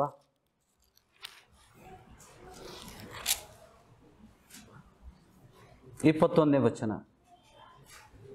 ಯೇಸು ಸ್ವಾಮಿ ಹೇಳಿದಾನೆ, ಲೋಕವನ್ನು ನಾನು ಜಯಿಸಿದ್ದೇನೆ, ನಾನು ಜಯ ಹೊಂದಿ ನನ್ನ ತಂದೆಯೊಡನೆ ಸಿಂಹಾಸನದಲ್ಲಿ ಕೂತುಕೊಂಡೆನು. ಯೇಸು ಸ್ವಾಮಿನೇ ಹೇಳ್ತಾ ಇದ್ದಾನೆ. ಶಿಷ್ಯರು ಹೇಳಿದ್ದಲ್ಲ, ಯೇಸು ಸ್ವಾಮಿನೇ ಹೇಳ್ತಾ ಇದ್ದಾನೆ ಎಲ್ಲಿ ಕೂತಿದ್ದೇನೆ ಅಂತ. ಹಾಗೆ ಜಯ ಹೊಂದುವನನ್ನು ನನ್ನೊಡನೆ ಸಿಂಹಾಸನದಲ್ಲಿ ಕೂತುಕೊಳ್ಳುವಂತೆ ಮಾಡುವೆನು. ಯಾರು ಮಾಡ್ತಾರೆ? ಯೇಸು ಸ್ವಾಮಿ. ನಾವು ಜಯ ಹೊಂದಬೇಕಾ? ಹೊಂದಲೇಬೇಕು. ಸ್ವಲ್ಪ ಮೇಲೋಗೋಣ. ಈಗ ಸಾಕು, ಈ ಸಭೆಗೆ ಬಂದ್ವಿ, ಪ್ರತಿನಿತ್ಯ ಓದಿದ್ವಿ, ವಚನ ಓದಿದ್ವಿ, ಹಾಡಿದ್ವಿ. ಇದು ಎಲ್ಲ ಸಭೆ, ಲೋಕದ ಸಭೆಯಲ್ಲಿದ್ದಂಥ ಎಲ್ಲ ಜನರು ಮಾಡುವಂಥದ್ದು. ಹೌದಾ? ಇನ್ನು ದೊಡ್ಡ ನಿರೀಕ್ಷೆ ಇಟ್ಕೊಳ್ಳುವ. ಯಾಕಂದರೆ ದೇವರು ಹೆಚ್ಚಾದ ವಿಷಯಗಳನ್ನು ವಾಗ್ದಾನ ಮಾಡಿದ್ದಾನೆ. ಪರಮೇಶ್ವರನೇ ಕ್ಯಾ ವಾದ ಕಿಯಾ, ಕहाँ पे ಶೇರ್ ಕರ್ ರಹೆ? ಯಾವ ಸಿಂಹಾಸನದಲ್ಲಿ ನಾವು ಕೂತ್ಕೊಳ್ತೇವೆ? ನಮ್ಗೆ ಹೇಳಿಲ್ರಿ, ನಾನು ಓದಿದ್ದೇನೆ, ನಾನು ಬರೆಸಿದ್ದೇನಲ್ಲ ಯೋಹಾನನ ಮೂಲಕ. 2000 साल हो गए, करीबन 1900 साल हो गए इस वचन को लिखकर. ನಮ್ಮ ನಿರೀಕ್ಷೆಯಲ್ಲಿ ಉಂಟಾ? ನಮ್ಮ ನಿರೀಕ್ಷೆ ಇರಬೇಕಾ? ನಾನು ಜಯ ಹೊಂದಿ ನನ್ನ ತಂದೆಯೊಡನೆ ಸಿಂಹಾಸನದಲ್ಲಿ ಕೂತುಕೊಂಡನು, ಹಾಗೆ ಜಯ ಹೊಂದುವನನ್ನು ನನ್ನೊಡನೆ ಸಿಂಹಾಸನದಲ್ಲಿ ಕೂತುಕೊಳ್ಳುವಂತೆ ಮಾಡುವನು. ಅದಕ್ಕೆ ಹೇಳ್ತಾ ಇದ್ದಾನೆ, ದೇವರಾತ್ಮನು ಸಭೆಗಳಿಗೆ ನುಡಿಯುವುದನ್ನು. ಈ ವಾಣಿ ಯಾರ್ದು? ಈ ವಾಣಿ ಯಾರ್ದು? ದೇವರಾತ್ಮನ ವಾಣಿ ಇದು. ದೇವರಾತ್ಮನು ಸಭೆಗಳಿಗೆ ಹೇಳುವುದನ್ನು ಕಿವಿಯುಳ್ಳವನು ಕೇಳಲಿ. ನಂಬ್ತೀರಾ? ನೀವು ನಂಬಿದರೆ ಮುಂದಿನ ಕಾರ್ಯ ಆಗ್ತದೆ. ತುಮಾರಿ ನಿರೀಕ್ಷೆ ಹುಡ್ತದೆ ನಮಗೆ. ದೇವರ ವಚನಗಳ ಗೂಢಾರ್ಥಗಳು ನಮಗೆ ಪ್ರಕಟ ಆದಾಗ ಏನು ಹುಡ್ತದೆ? ನಿರೀಕ್ಷೆ ಹುಡ್ತದೆ. ಹೌದಾ? ನಾ ಹಿಂದೆ ವಚನಗಳನ್ನು ಕೊಟ್ಟಾಗ ದೇವರ ಮಕ್ಕಳಿಗೆ ಮೀಸಲಾದಂಥ ರೊಟ್ಟಿಗಳನ್ನು ನಾಯಿ ಮರಿಗಳಿಗೆ ಹಾಕಬಾರ್ದಲ್ಲ ಅಂತ ಹೇಳಿದಂಥ ಸಾಮ್ಯ ಅದು. ಎಷ್ಟೋ ಸಭೆಗಳಲ್ಲಿ ಅದು ಪ್ರಕಟ ಆಗಲಿಲ್ಲ. ಪ್ರಕಟ ಆದರೆ ಡಾಕ್ಟರ್ ಹತ್ರ ಹೋಗೋದಿಲ್ಲ. ಯಾಕೆಂದರೆ ಅದು ದೇವರ ಮಕ್ಕಳಿಗೆ ಸ್ವಸ್ಥತೆ. ಆ ಕಾನಾನ್ಯಳು ಸ್ತ್ರೀ ಯೇಸು ಸ್ವಾಮಿ ಬಳಿಗೆ ಬಂದಿದ್ದು ಸ್ವಸ್ಥತೆಗೋಸ್ಕರ. ಆ ಸ್ವಸ್ಥತೆ ದೇವರ ಮಕ್ಕಳಿಗೆ ಮೀಸಲಾದಂಥ ರೊಟ್ಟಿ ಅಂತ ಯೇಸು ಸ್ವಾಮಿನೇ ಹೇಳಿದ ಮೇಲೆ ಆ ಸ್ವಸ್ಥತೆನ ಹಕ್ಕನ್ನು ಬಿಟ್ಟು ಬೇರೆ ಕಡೆ ಹೋಗಬಾರ್ದು, ಲೋಕದ ವೈದ್ಯರ ಹತ್ರ ಹೋಗಬಾರ್ದು. ಇದು ಪ್ರಕಟ ಆಯ್ತಲ್ಲ ನಿಮಗೆ. ಇದೇ ರೀತಿಯಲ್ಲಿ ದೇವರು ಅದು ಪ್ರಕಟ ಆದಾಗ ಅದು ವಚನಗಳು ನಿಮಗೆ ಪ್ರಕಟ ಆಗಿದ್ದಕ್ಕೆ ಅದು ಅದು ವಚನಗಳು ಸಜೀವ ವಾಕ್ಯಗಳು ನಿಮ್ಮ ಹೃದಯದಲ್ಲಿ ಬೇರೂರಲ್ಪಟ್ಟಾಗ ಆ ವಚನಗಳನ್ನು ಕೇಳಿಕೊಂಡು ನೀವು ಔಷಧಿ ಬಿಟ್ಟರೆ ಅದಕ್ಕೆ ನಿಮಗೆ ಅದು ಕಾರ್ಯರೂಪಕ್ಕೆ ಬಂತು. ಇವತ್ತಿಗೆ ಔಷಧಿ ಇಲ್ಲದೆ ನೀವು ಜೀವಿಸಲಿಕ್ಕೆ ಕಾರಣ ಏನು? ಯೇಸು ಸ್ವಾಮಿ ಕೊಟ್ಟಂಥ ವಾಕ್ಯ, ಆ ಸಜೀವ ವಾಕ್ಯಗಳು ನಿಮ್ಮನ್ನು ಬಲಪಡಿಸ್ತವೆ. ರೋಗರಹಿತ ಜೀವಿಸಲಿಕ್ಕೆ ನೀವು ಸಮರ್ಥರಾಗಿದ್ದು ವಾಕ್ಯವನ್ನು ಕೇಳಿದ್ರಿಂದಲ್ಲ, ವಾಕ್ಯಗಳನ್ನು ಕೇಳಿ ಅದನ್ನು ಹೃದಯದಲ್ಲಿ ನೀನು ಕೈಗೊಂಡು ಅದನ್ನು ನಂಬಿದಿರಿ. ನೀವು ಅದನ್ನು ನಂಬಿದಿರಿ, ಅದನ್ನು ಸ್ವೀಕಾರ ಮಾಡಿದಿರಿ. ದೇವ್ರ ವಾಕ್ಯಗಳನ್ನು ಸ್ವೀಕಾರ ಮಾಡಿದಾಗ ಎಲ್ಲಿ ಹೋಗ್ತದೆ? ಅದು ನಿಮ್ಮ ಹೃದಯದಲ್ಲಿ ನೆಲೆಗೊಳ್ತದೆ. ಆಗ ನಿಮಗೆ ಆ ವಾಕ್ಯ ನಿಮ್ಮನ್ನು ರೋಗರಹಿತ ಜೀವಿಸಲಿಕ್ಕೆ ಸಾಮರ್ಥ್ಯ ಬರ್ತದೆ ನಿಮಗೆ ಪರಲೋಕದಿಂದ. ಹೌದಾ? ಅದೇ ರೀತಿಯಲ್ಲಿ ಪ್ರತಿಯೊಂದು ವಚನಗಳನ್ನು ನಾವು ಆಳವಾಗಿ ಹುಡುಕಿದಾಗ ನಮಗೆ ಏನೋ ಹೊಸ ವಿಷಯಗಳು ಪ್ರಕಟ ಆಗ್ತವೆ. ನಮ್ಮ ನಿರೀಕ್ಷೆ ಬದಲಾವಣೆ ಆಗ್ತದೆ. ನಮ್ಮ ನಿರೀಕ್ಷೆಯಲ್ಲಿ ಈಗ ಸಿಂಹಾಸನ ಎಲ್ಲಿ ಕಣ್ಣಿದೆ? ನಮ್ಮದು ದೇವರ ಸಿಂಹಾಸನದ ಮೇಲೆ, ಪರಲೋಕದ ತಂದೆ ಸಿಂಹಾಸನದಲ್ಲಿ ಯೇಸು ಸ್ವಾಮಿ ಮತ್ತು ಆ ತಂದೆ ಸಿಂಹಾಸನದ ಮೇಲೆ ನಾವು ಕೂತ್ಕೊಳ್ಳೋರಾಗಿದ್ದೇವೆ. ಯೇಸು ಸ್ವಾಮಿ ಹೇಳ್ತಾನೆ, ನಾನು ಜಯಿಸಿ ಆ ಸಿಂಹಾಸನವನ್ನು ಕೂತ್ಕೊಂಡಿದ್ದೇನೆ. ಯಾರು ಜಯಿಸ್ತಾರೆ, ಲೋಕವನ್ನು ಜಯಿಸ್ತಾರೆ, ಅವರು ಕೂಡ ಆ ಸಿಂಹಾಸನದ ಮೇಲೆ ಬರ್ತಾರೆ. ನಾವು ದೇವರಾತ್ಮನ ಹೊಂದ್ಕೊಂಡ್ರೆ ಮಾತ್ರ ಸಿಂಹಾಸನವನ್ನು ಜಯಿಸಲಿಕ್ಕೆ ಸಾಧ್ಯ. ಹೌದಾ? ಯೋಹಾನ ತನ್ನ ಪತ್ರಿಕೆಯಲ್ಲಿ ಬರೆದಿದ್ದಾನೆ. ಯೋಹಾನನ ಪತ್ರಿಕೆ, ಮೊದಲನೇ ಪತ್ರಿಕೆ 2ನೇ ಅಧ್ಯಾಯ 12ನೇ ವಚನದಿಂದ 12वा वचन से 12, 13, 14. ಯೋಹಾನ ಯೇಸುವಿನ ಶಿಷ್ಯ, is an apostle of Jesus. ಪ್ರಿಯರಾದ ಮಕ್ಕಳೇ, ಕ್ರಿಸ್ತನ ಹೆಸರಿನ ನಿಮಿತ್ತ ನಿಮ್ಮ ಪಾಪಗಳು ಕ್ಷಮಿಸಲ್ಪಟ್ಟಿದ್ದರಿಂದ ನಿಮಗೆ ಬರೆಯುತ್ತೇನೆ. ತಂದೆಗಳೇ, ಆದಿಯಿಂದಿರುವ ಆತನನ್ನು ನೀವು ಬಲ್ಲವರಾಗಿರುವುದರಿಂದ ನಿಮಗೆ ಬರೆಯುತ್ತೇನೆ. ಯೌವನಸ್ಥರೇ, ನೀವು ಕೆಡುಕನನ್ನು ಜಯಿಸುವುದರಿಂದ ನಿಮಗೆ ಬರೆಯುತ್ತೇನೆ. ಮಕ್ಕಳಿರ, ನೀವು ತಂದೆಯನ್ನು ಬಲ್ಲವರಾಗಿದ್ದರಿಂದ ನಿಮಗೆ ಬರೆದಿದ್ದೇನೆ. ತಂದೆಗಳೇ, ಆದಿಯಿಂದಿರುವ ಆತನನ್ನು ನೀವು ಬಲ್ಲವರಾಗಿರುವುದರಿಂದ ನಿಮಗೆ ಬರೆದಿದ್ದೇನೆ. ಯೌವನಸ್ಥರೇ, ನೀವು ಶಕ್ತರಾಗಿರುವುದರಿಂದ, ದೇವರ ವಾಕ್ಯವು ನಿಮ್ಮಲ್ಲಿ ನೆಲೆಗೊಂಡಿರುವುದರಿಂದ, ನೀವು ಕೆಡುಕನನ್ನು ಜಯಿಸುವುದರಿಂದ ನಿಮಗೆ ಬರೆದಿದ್ದೇನೆ. ಆಮೇನ್. ತೋರಿಸಿದ್ದಾನೆ. ದೇವರ ವಾಕ್ಯಗಳು ನಮ್ಮಲ್ಲಿ ನೆಲೆಗೊಂಡಾಗ ನಾವು ಕೆಡುಕನನ್ನು ಜಯಿಸ್ತೇವೆ. ಕೆಡುಕನು ನಮ್ಮನ್ನು ಮುಟ್ಟುವುದಿಲ್ಲ, ದೇವರಿಂದ ಹೊಸದಾಗಿ ಹುಟ್ಟಿದವ್ರಿಗೆ. ಹೌದಾ? ಯೇಸು ಸ್ವಾಮಿ ಹೇಳಿದ್ದಾನೆ, ದೇವರಿಂದ ಹೊಸದಾಗಿ ಹುಟ್ಟಿದವರಿಗೆ ದೇವರ ರಾಜ್ಯದಲ್ಲಿ ನೀನು ಸೇರುವುದಿಲ್ಲ. ನೀನು ಹೊಸದಾಗಿ ಹುಟ್ಟುವವರಿಗೆ ದೇವರ ರಾಜ್ಯದಲ್ಲಿ ಸೇರುವುದಿಲ್ಲ. ಹೊಸದಾಗಿ ಹುಟ್ಟುವುದಂದ್ರೆ ಏನು? ನಿಕೋದೇಮಸ್ ಕೇಳ್ತಾನೆ, ತಾಯಿ ಗರ್ಭದಲ್ಲಿ ತಿರುಗಿ ಸೇರ್ಲಿಕ್ಕೆ ಆಗ್ತದ ಅಂತ ಹೇಳಿ. ಯೇಸು ಸ್ವಾಮಿ ಹೇಳ್ತಾನೆ, ನೀರಿನಿಂದ ಮತ್ತು ಪವಿತ್ರಾತ್ಮನಿಂದ ಹೊಸದಾಗಿ ಹುಟ್ಟದೇ ಇದ್ದರೆ ನೀವು ದೇವರ ರಾಜ್ಯ ಸೇರುವುದೇ ಇಲ್ಲ. ನೋಡಿ, ಪವಿತ್ರ ಆತ್ಮನ ಹೊಂದ್ಕೊಳ್ಳಾಗ ಭಾಳ ಜನ ಪವಿತ್ರಾತ್ಮ ಕಷ್ಟನೂ ಅಲ್ಲ, ಸರಳನೂ ಇಲ್ಲ. ಎಡಕ್ಕೆ ಬಲಕ್ಕೆ ತಿರುಗದೆ ನಾವು ಕೈಗೊಂಡು ನಡೆದಾಗ ಮಾತ್ರ ನಾವು ದೇವರಾತ್ಮನನ್ನು ಹೊಂದ್ಕೊಳ್ತೇವೆ. ನಾವು ದೇವರಾತ್ಮ ಹೊಂದ್ಕೊಂಡಾಗ ಏನು ಬಂತು ಒಳಗಡೆ? ಯಾರು ಬಂದರು ಒಳಗಡೆ? ಸಾಕ್ಷಾತ್ ಪರಮಾತ್ಮ. ಈ ಆಕಾಶ ಮತ್ತು ಭೂಮಂಡಲವನ್ನು ಸೃಷ್ಟಿಸಿದಂಥ ದೇವರು ಕ್ರಿಸ್ತನು ಒಳಗಡೆ ಬಂದ. ಯಾರಲ್ಲಿ ಕ್ರಿಸ್ತನಾತ್ಮ ಒಳಗಿದ್ದಾನೆ ಅವನು ಕ್ರಿಸ್ತನಿಗೆ ಸಂಬಂಧಪಟ್ಟು. ನಾವೆಲ್ಲರೂ ಒಂದೇ ಆತ್ಮದಿಂದ ಸೇರಿಸಲ್ಪಟ್ಟಿದ್ದೇವೆ. ಹೌದಾ? ಆ ಅನ್ಯೋನ್ಯತೆ ನಮಗೆ ಸಭೆಯಲ್ಲಿ ಅನ್ಯೋನ್ಯತೆ ಯಾವಾಗ ಬರ್ತದೆ? ದೇವರಾತ್ಮನನ್ನು ಹೊಂದ್ಕೊಂಡಾಗ, ಇಲ್ಲಾಂದ್ರೆ ಬರೋದಿಲ್ಲ. ಗ್ರಹಿಸ್ತಾ ಇದ್ದೀರಾ? ಪವಿತ್ರಾತ್ಮನ ವಿಷಯದಲ್ಲಿ ಎಷ್ಟು ವಚನಗಳು ಇದ್ದಾವೆ. ರಹಸ್ಯದಿಂದ ದೇವರು ಅನೇಕ ವಚನಗಳ ಮೂಲಕ ಮಾತಾಡ್ತಾ ಇದ್ದಾನೆ. ಪವಿತ್ರಾತ್ಮ ಹೊಂದ್ಕೊಳ್ಳದೆ ನಮಗೆ ನಿರೀಕ್ಷೆನೇ ಇಲ್ಲ ಪರಲೋಕದಲ್ಲಿ. ನಾವು ದೇವರಾತ್ಮನನ್ನು ಹೊಂದ್ಕೊಂಡಾಗ ಕ್ರಿಸ್ತನ ಸ್ವಭಾವಗಳನ್ನು ಹೊಂದ್ಕೊಳ್ತೇವೆ. ಕ್ರಿಸ್ತನ ಸ್ವಭಾವ ನೋಡಿ, ದೇವ್ರಿಗೇನು ಬೇಕು? ದೇವರ ಸಂಕಲ್ಪ ಏನು? ನಾವು ಓದಿದ್ದೇವೆ ಹಿಂದೆ, ರೋಮಾಪುರದ ಪತ್ರಿಕೆ 8ನೇ ಅಧ್ಯಾಯದಲ್ಲಿ 29ನೇ ವಚನ 30ನೇ ವಚನ. ರೋಮಾಪುರದ ಪತ್ರಿಕೆ 8ನೇ ಅಧ್ಯಾಯ 29, ಈಗ 28ರಿಂದ ಶುರು ಮಾಡುವ. ಇದಲ್ಲದೆ ದೇವರ ಸಂಕಲ್ಪದ ಮೇರೆಗೆ ಕರೆಯಲ್ಪಟ್ಟು ಆತನನ್ನು ಪ್ರೀತಿಸುವವರ ಹಿತಕ್ಕಾಗಿ ನಾವು ಮೊದಲು ದೇವರ ಸಂಕಲ್ಪದ ಮೇರೆಗೆ ಕರೆಯಲ್ಪಡಬೇಕು. ಆತನನ್ನು ಪ್ರೀತಿಸುವವರ ಹಿತಕ್ಕಾಗಿ ಎಲ್ಲ ಕಾರ್ಯಗಳು ಅನುಕೂಲವಾಗುತ್ತವೆ ಎಂದು ನಮಗೆ ಗೊತ್ತಿದೆ. ಎಲ್ಲ ವಿಷಯಗಳು ಅನುಕೂಲ ಆಗಿರ್ತವೆ. ಯಾಕೆಂದರೆ ನಾವು ದೇವರ ಸಂಕಲ್ಪದ ಮೇರೆಗೆ ಕರೆಯಲ್ಪಟ್ಟಿದ್ದರಿಂದ ಮತ್ತು ಆತನ ಆಜ್ಞೆಗಳನ್ನು ಕೈಗೊಂಡು ಆತನನ್ನು ಪ್ರೀತಿಸುವುದರಿಂದ ನಮಗೋಸ್ಕರ ಎಲ್ಲ ವಿಷಯಗಳು ಅನುಕೂಲವಾಗಿರ್ತವೆ. ಯಾವುದೇ ನಕಾರಾತ್ಮಕ ವಿಷಯಗಳು ನಮ್ಮ ಜೀವನದಲ್ಲಿ ನೆರವೇರೋದಿಲ್ಲ. ಯಾಕೆಂದರೆ ದೇವರು ಯಾಕೆ ಹಾಗೆ ಮಾಡಿದ್ದಾನೆ? 29ನೇ ವಚನದಲ್ಲಿ ಹೇಳ್ತಾನೆ, ಯಾಕೆಂದರೆ ದೇವರು ತನ್ನ ಮಗನಿಗೆ ಅನೇಕ ಮಂದಿ ಸಹೋದರರಿದ್ದು ಅವರಲ್ಲಿ ಆತನೇ ಹಿರಿಯನಾಗಿರಬೇಕೆಂದು ಉದ್ದೇಶಿಸಿ ತಾನು ಯಾರನ್ನು ತನ್ನವರೆಂದು ಮೊದಲು ತಿಳಿದುಕೊಂಡನೋ ಅವರನ್ನು ತನ್ನ ಮಗನ ಸಾರೂಪ್ಯವುಳ್ಳವರಾಗುವುದಕ್ಕೆ ಮೊದಲೇ ನೇಮಿಸಿದನು. ನಾವು ಮಗನ ಸಾರೂಪ್ಯಕ್ಕೆ ಒಳಗಾಗಬೇಕು. ಆತನ ಸ್ವರೂಪ, ಆತನಂತೆ ನಾವು ಆಗಬೇಕು. ಕ್ರಿಸ್ತನಂತೆ ನಾವು ಆಗಬೇಕು. ಹೌದಾ? ಗ್ರಹಿಸ್ತಾ ಇದ್ದೀರಾ?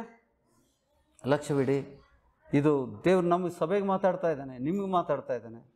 ಯಾಕೆಂದರೆ ದೇವರು ತನ್ನ ಮಗನಿಗೆ ಅನೇಕ ಮಂದಿ ಸಹೋದರರು ಸಹೋದರಿಯರಿದ್ದು ಅವನಲ್ಲಿ ಆತನೇ ಹಿರಿಯನಾಗಿರಬೇಕೆಂದು ಉದ್ದೇಶಿಸಿ ತಾನು ಯಾರನ್ನು ತನ್ನವರೆಂದು ಮೊದಲು ತಿಳಿದುಕೊಂಡನೋ ಅವರನ್ನು ತನ್ನ ಮಗನ ಸಾರೂಪ್ಯವುಳ್ಳುವುದಕ್ಕಾಗಿ ಮೊದಲೇ ನೇಮಿಸಿದನು. ಮತ್ತು ಯಾರನ್ನು ಮೊದಲು ನೇಮಿಸಿದನೋ ಅವರನ್ನು ಕರೆದನು, ಯಾರನ್ನು ಕರೆದನೋ ಅವರನ್ನು ನೀತಿವಂತರೆಂದು ನಿರ್ಣಯಿಸಿದನು, ಯಾರನ್ನು ನೀತಿವಂತರೆಂದು ನಿರ್ಣಯಿಸಿದನೋ ಅವರನ್ನು ಮಹಿಮೆ ಪದವಿಗೆ ಸೇರಿಸಿದನು.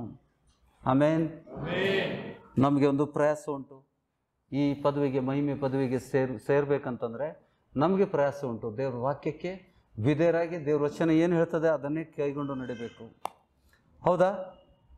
ಈಗ ಪವಿತ್ರಾತ್ಮ ಹೊಂದಿದೆಯೋ ಇಲ್ಲ ಸ್ವಭಾವಗಳ ಮೂಲಕ ಗೊತ್ತಾಗ್ತದೆ. ನಾನು ಹಿಂದೆ ಕೊಟ್ಟಿದ್ದೇನೆ ಅದರ ವಿಷಯದಲ್ಲಿ. ಪವಿತ್ರಾತ್ಮನ 13ನೇ ಅಧ್ಯಾಯದಲ್ಲಿ ಇರುವಂಥ ಎಲ್ಲ ದೇವರ ಪ್ರೀತಿಯ ಸ್ವಭಾವಗಳು ನಮ್ಮಲ್ಲಿ, ಕ್ರಿಸ್ತನ ಸ್ವಭಾವಗಳು ನಮ್ಮಲ್ಲಿ ಬರ್ತವೆ. ಅದೇ ನಮ್ಮ ಕನ್ನಡಿ. ನಾವು ದೇವರ ವಚನದ ಪ್ರಕಾರ ನಡಿತೇವ ಅಂತ. ಹೌದಾ? ಈಗ ದೇವರ ಆತ್ಮನ ಹೊಂದ್ಕೊಂಡಾಗ ನಾವು ಎಲ್ಲವನ್ನೂ ಪ್ರಾರ್ಥನೆ ಮೂಲಕ ದೇವರಿಂದ ಕೇಳ್ಕೊತೇವೆ. ನಮ್ಮ ಅವಶ್ಯಕತೆಗಳನ್ನು ಒದಗಿಸೋನು ಯಾರು? ದೇವರು. ದೇವರು ಕೇಳ್ಕೊಂತ ಹೇಳಿದಾನೆ, ಯಾವಾಗ ನನ್ನ ವಾಕ್ಯಗಳು ನಿಮ್ಮಲ್ಲಿ ನೆಲೆಗೊಂಡ್ರೆ ನಾನು ನಿಮ್ಮಲ್ಲಿ ನೆಲೆಗೊಳ್ತೇನೆ. ಅಲ್ಲಿವರೆಗೆ ದೇವರು ನೆಲೆಗೊಳ್ಳುವುದಿಲ್ಲ. ದೇವರ ವಾಕ್ಯಗಳು, ಆತನ ವಾಕ್ಯಗಳು ನಮ್ಮಲ್ಲಿ ನೆಲೆಗೊಂಡಾಗ ಕ್ರಿಸ್ತನು ನಮ್ಮಲ್ಲಿ ನೆಲೆಗೊಳ್ತಾನೆ. ಕ್ರಿಸ್ತನು ನೆಲೆಗೊಂಡಾಗ ನಾವು ಏನು ಬೇಕಾದರೂ ಬೇಡ್ಕೊಂಡ್ರು ಅದು ನಮಗೆ ಸಿಗ್ತದೆ. ಏನು ಅಂತಂದರೆ ಅನ್ಲಿಮಿಟೆಡ್. ಏನು ಬೇಕು ಅಂತಂದರೆ ಮನುಷ್ಯನಿಗೆ ಹೇಳಲಿಕ್ಕಾಗೋದಿಲ್ಲ. ಅದು ಸೃಷ್ಟಿಕರ್ತನ ವಾಣಿ. ಅದು ಆತನು ಸೃಷ್ಟಿಕರ್ತನಿಂದ ಸೂಚಿಸ್ತದೆ. ಏನು ಬೇಕಾದರೂ ಬೇಡ್ಕೊಂಡು ಅದನ್ನು ನಾವು ಬೇಡ್ಕೊಂಡಾಗ, ದೇವರಿಂದ ಬೇಡ್ಕೊಂಡಾಗ ನಮಗೆ ಸಂತೋಷ ಆಗ್ತದೆ. ಯಾಕೆಂದರೆ ನಮಗೆ ಖಚಿತ ಆಗ್ತದೆ. ಯೋಹಾನ ವಿಷಯದಲ್ಲಿ ಬರೆದಿದ್ದಾನೆ. ಹಿಂದೆ ಕೂಡ ವಚನ ಕೊಟ್ಟಿದ್ದೇನೆ ನಿಮಗೆ. 1ನೇ ಯೋಹಾನ ಪತ್ರಿಕೆ 3ನೇ ಅಧ್ಯಾಯ 21ರಿಂದ ನಾವು ಓದ್ಕೊಳ್ಳೋ. ನಮ್ಮ ಹೃದಯಗಳ ವಿಷಯದಲ್ಲಿ ಹೇಳ್ತಾ ಇದ್ದಾನೆ, ಪ್ರಿಯರೇ, ನಮ್ಮ ಹೃದಯವು ನಮ್ಮನ್ನು ದೋಷಿಗಳೆಂದು ನಿರ್ಣಯಿಸಿದರೆ ನಮಗೆ ದೇವರ ವಿಷಯದಲ್ಲಿ ಧೈರ್ಯ ಉಂಟು. ಹೌದಾ? ಮೊದಲು ದೇವರಿಗಿಂತ ಮೊದಲು ನಮ್ಮ ಆತ್ಮ ನಮಗೆ ದೋಷಿಯಾಗಿ ನಿಲ್ಲಿಸಬಾರ್ದು. ಅದೇನು ಹೇಳ್ತಾ ಇದ್ದಾನೆ, ಪ್ರಿಯರೇ, ನಮ್ಮ ಹೃದಯವು ನಮ್ಮನ್ನು ದೋಷಿಗಳೆಂದು ನಿರ್ಣಯಿಸಿದ್ದರೆ ನಮಗೆ ದೇವರ ವಿಷಯದಲ್ಲಿ ಧೈರ್ಯ ಉಂಟು. ಮತ್ತು ನಾವು ಆತನ ಆಜ್ಞೆಗಳನ್ನು ಕೈಗೊಂಡು ಆತನ ಎಣಿಕೆಯಲ್ಲಿ ಮೆಚ್ಚುಗೆಯಾದ ಕಾರ್ಯಗಳನ್ನು ಮಾಡುವುದರಿಂದ ಏನು ಬೇಡಿಕೊಂಡರೂ ಆತನಿಂದ ಹೊಂದಿಕೊಳ್ಳುವೆ. ಯೋಹಾನ ಹೇಳ್ತಾ ಇದ್ದಾನೆ. ಯೇಸುಸ್ವಾಮಿ ಆಗಲೇ ಹೇಳಿದ್ದಾನೆ. ಆತನ ಶಿಷ್ಯ ಹೇಳ್ತಾ ಇದ್ದಾನೆ ಇಲ್ಲಿ, ದೇವರಿಂದ ಆತನ ಎಣಿಕೆಯಲ್ಲಿ ಮೆಚ್ಚುಗೆಯಾದ ಕಾರ್ಯಗಳನ್ನು, ಮೊದಲು ಆತನ ಆಜ್ಞೆಗಳನ್ನು, ಮೊದಲನೇದೇನು, ನಾವು ಆತನ ಆಜ್ಞೆಗಳನ್ನು ಕೈಗೊಂಡು ಆತನ ಎಣಿಕೆಯಲ್ಲಿ ಮೆಚ್ಚುಗೆಯಾದ ಕಾರ್ಯಗಳನ್ನು ಮಾಡುವರಾಗಿರುವುದರಿಂದ ಏನು ಬೇಡಿಕೊಂಡರೂ ಆತನಿಂದ ಹೊಂದುವೆವು. ದೇವರ ಆಜ್ಞೆ ಯಾವುದೆಂದರೆ, ನಾವು ಆತನ ಮಗನಾದ ಯೇಸು ಕ್ರಿಸ್ತನ ಹೆಸರಲ್ಲಿ ನಂಬಿ ಕ್ರಿಸ್ತನು ನಮಗೆ ಅಪ್ಪಣೆ ಕೊಟ್ಟ ಪ್ರಕಾರ ಒಬ್ಬರೊಬ್ಬರನ್ನ ಪ್ರೀತಿಸಬೇಕೆಂಬುದೇ. ಆತನ ಆಜ್ಞೆಗಳನ್ನು ಕೈಗೊಂಡು ನಡೆಯುವನು ಆತನಲ್ಲಿ ನೆಲೆಗೊಂಡಿದ್ದಾನೆ. ಆತನು ಆ ವ್ಯಕ್ತಿಯಲ್ಲಿ ನೆಲೆಗೊಂಡಿರುತ್ತಾನೆ, ನಮ್ಮಲ್ಲಿ ನೆಲೆಗೊಂಡಿದ್ದಾನೆಂದು ಆತನು ನಮಗೆ ಅನುಗ್ರಹಿಸಿದ ಆತ್ಮದಿಂದಲೇ. ಪೌಲ್ ಹೇಳಿದಂತೆ ಇವನು ಹೇಳ್ತಾ ಇದ್ದಾನೆ, ಆತನು ನಮ್ಮಲ್ಲಿ ನೆಲೆಗೊಂಡಿದ್ದಾನೆ ಅಂತ ಹೇಳಿದ್ದು ನಮ್ಗೆ ಗೊತ್ತಾಗೋದು ಹೇಗೆ? ಆತನು ನಮಗೆ ಅನುಗ್ರಹಿಸಿದ ಆತ್ಮನಿಂದಲೇ ಬಲ್ಲೆವು. ಆಮೇನ್. 2 ಸಾಕ್ಷಿಗಳು. ಪವಿತ್ರಾತ್ಮನು ನಮಗೆ ದೇವರ ಮಕ್ಕಳು ಅಂತೇಳ್ಬಿಟ್ಟು ಸಾಕ್ಷಿ ನೀಡ್ತಾನೆ. ನಾವು ದೇವರಿಂದ ಬೇಡಿ ಹೊಂದ್ಕೋಬೇಕಾ? ಯಾವುದು ಸರಳ ಮಾರ್ಗ? ಕಷ್ಟಪಟ್ಟು ದುಡಿಯೋದು ಒಳ್ಳೇದಾ, ಅಥವಾ ದೇವರ ಆತ್ಮನ ಹೊಂದ್ಕೊಂಡು ನಿತ್ಯ ಜೀವನ ಹೊಂದ್ಕೊಂಡು ದೇವರಿಂದ ಉಚಿತವಾಗಿ ಸಿಗುವಂಥದ್ದನ್ನೆಲ್ಲ ಪಡ್ಕೊಳ್ಳೋದು ಒಳ್ಳೇದು? ಆವಾಗ ಯಾರು ಬಡತನದಲ್ಲಿ ಜೀವಿಸುವುದಿಲ್ಲ. ಈ ವಚನಗಳನ್ನು ಯಾರು ಗ್ರಹಿಸ್ಕೊಳ್ತಾರೆ, ಯಾರೂ ಬಡತನದಲ್ಲಿ ಜೀವಿಸುವುದಿಲ್ಲ. ಎಲ್ಲ ಪಡ್ಕೊಳ್ಳಿಕ್ಕೆ ಆಗ್ತದ? ನಮಗೆ ದೇವರಿಂದ ಎಲ್ಲವನ್ನು ಪಡ್ಕೊಳ್ಳಿಕ್ಕೆ ಆಗ್ತದ? ಅದಕ್ಕೆ ಸಿಂಹಾಸನ ಅದಕ್ಕಿಂತ ದೊಡ್ಡದು. ಈ ಲೋಕದಲ್ಲಿ ಬಡತನದಲ್ಲಿ ಜೀವಿಸ್ಲಿಕ್ಕೆ ದೇವರು ನಮ್ಮನ್ನು ಕರೆದಿಲ್ಲ. ಅರಿಕೆ ಮಾಡ್ತೀರಾ? ಈ ವಚನ ಏನು ಸೂಚಿಸ್ತದೆ? ದೇವರಿಂದ ಎಲ್ಲವನ್ನು ಪಡ್ಕೊಂಡು ನಾವು ಜೀವಿಸ್ಬೋದು. ದೇವರು ನಮ್ಮನ್ನು ಬಡತನಕ್ಕೆ ಕರೆದಿಲ್ಲ. ಹೌದಾ? ವಚನ ಕೂಡ ಹೇಳ್ತದೆ 2 ಕೊರಿಂಥಿಯನ 8:9 ಆತನ ಕೃಪೆ ನೀವು ಬಲ್ಲಿರಿ, ಆತನು ಐಶ್ವರ್ಯವಂತನಾದರೂ ತಾನು ಬಡತನದಲ್ಲಿ ಸೇರುವುದರ ಮೂಲಕ ನೀವು ಐಶ್ವರ್ಯವಂತರಾಗಿ ಜೀವಿಸುವಂತೆ ನಮಗೋಸ್ಕರ ಬಡವನಾದನು ಅಂತ ಹೇಳ್ಬಿಟ್ಟು ವಚನ ಇದೆ. ಓದಿದ್ದೇವೆ, ಎಲ್ಲರೂ ಓದಿದ್ದೇವೆ. ದೇವರು ನಮ್ಮನ್ನು ಬಡತನಕ್ಕೆ ಕರೆದಿಲ್ಲ. ಯಾವ ಬೋಧನೆಗೆ ಒಳಗಾಗಿ ನೋಡಿ, ಟೀಕೆ ಮಾಡೋರು ಇರ್ತಾರೆ. ಅವರು ಟೀಕೆ ಮಾಡೋದ್ರಿಂದ ನಾವು ತಪ್ಪಾಗಿ ಕಲ್ತು ಬಿಡ್ತೇವೆ. ಕೆಲವೊಂದು ಕಡೆ ಪ್ರಾಸ್ಪರಿಟಿ ಗಾಸ್ಪಲ್ ಟೀಚ್ ಮಾಡಬಾರ್ದು. ಏನದು ಗಾಸ್ಪಲು? ಸಮೃದ್ಧಿ ಜೀವನವನ್ನು ಜೀವಿಸುವಂಥ ದೇವರ ವಾಗ್ದಾನಗಳನ್ನು ಬಿಡ್ಲಿಕ್ಕಾಗ್ತದ? ನಮಗೆ ದೇವರಿಂದ ಪಡ್ಕೊಳ್ಳುವಂಥ ಆ ಮಾರ್ಗವನ್ನು ನಾವು ತಿರಸ್ಕಾರ ಮಾಡ್ಲಿಕ್ಕೆ ಆಗ್ತದ?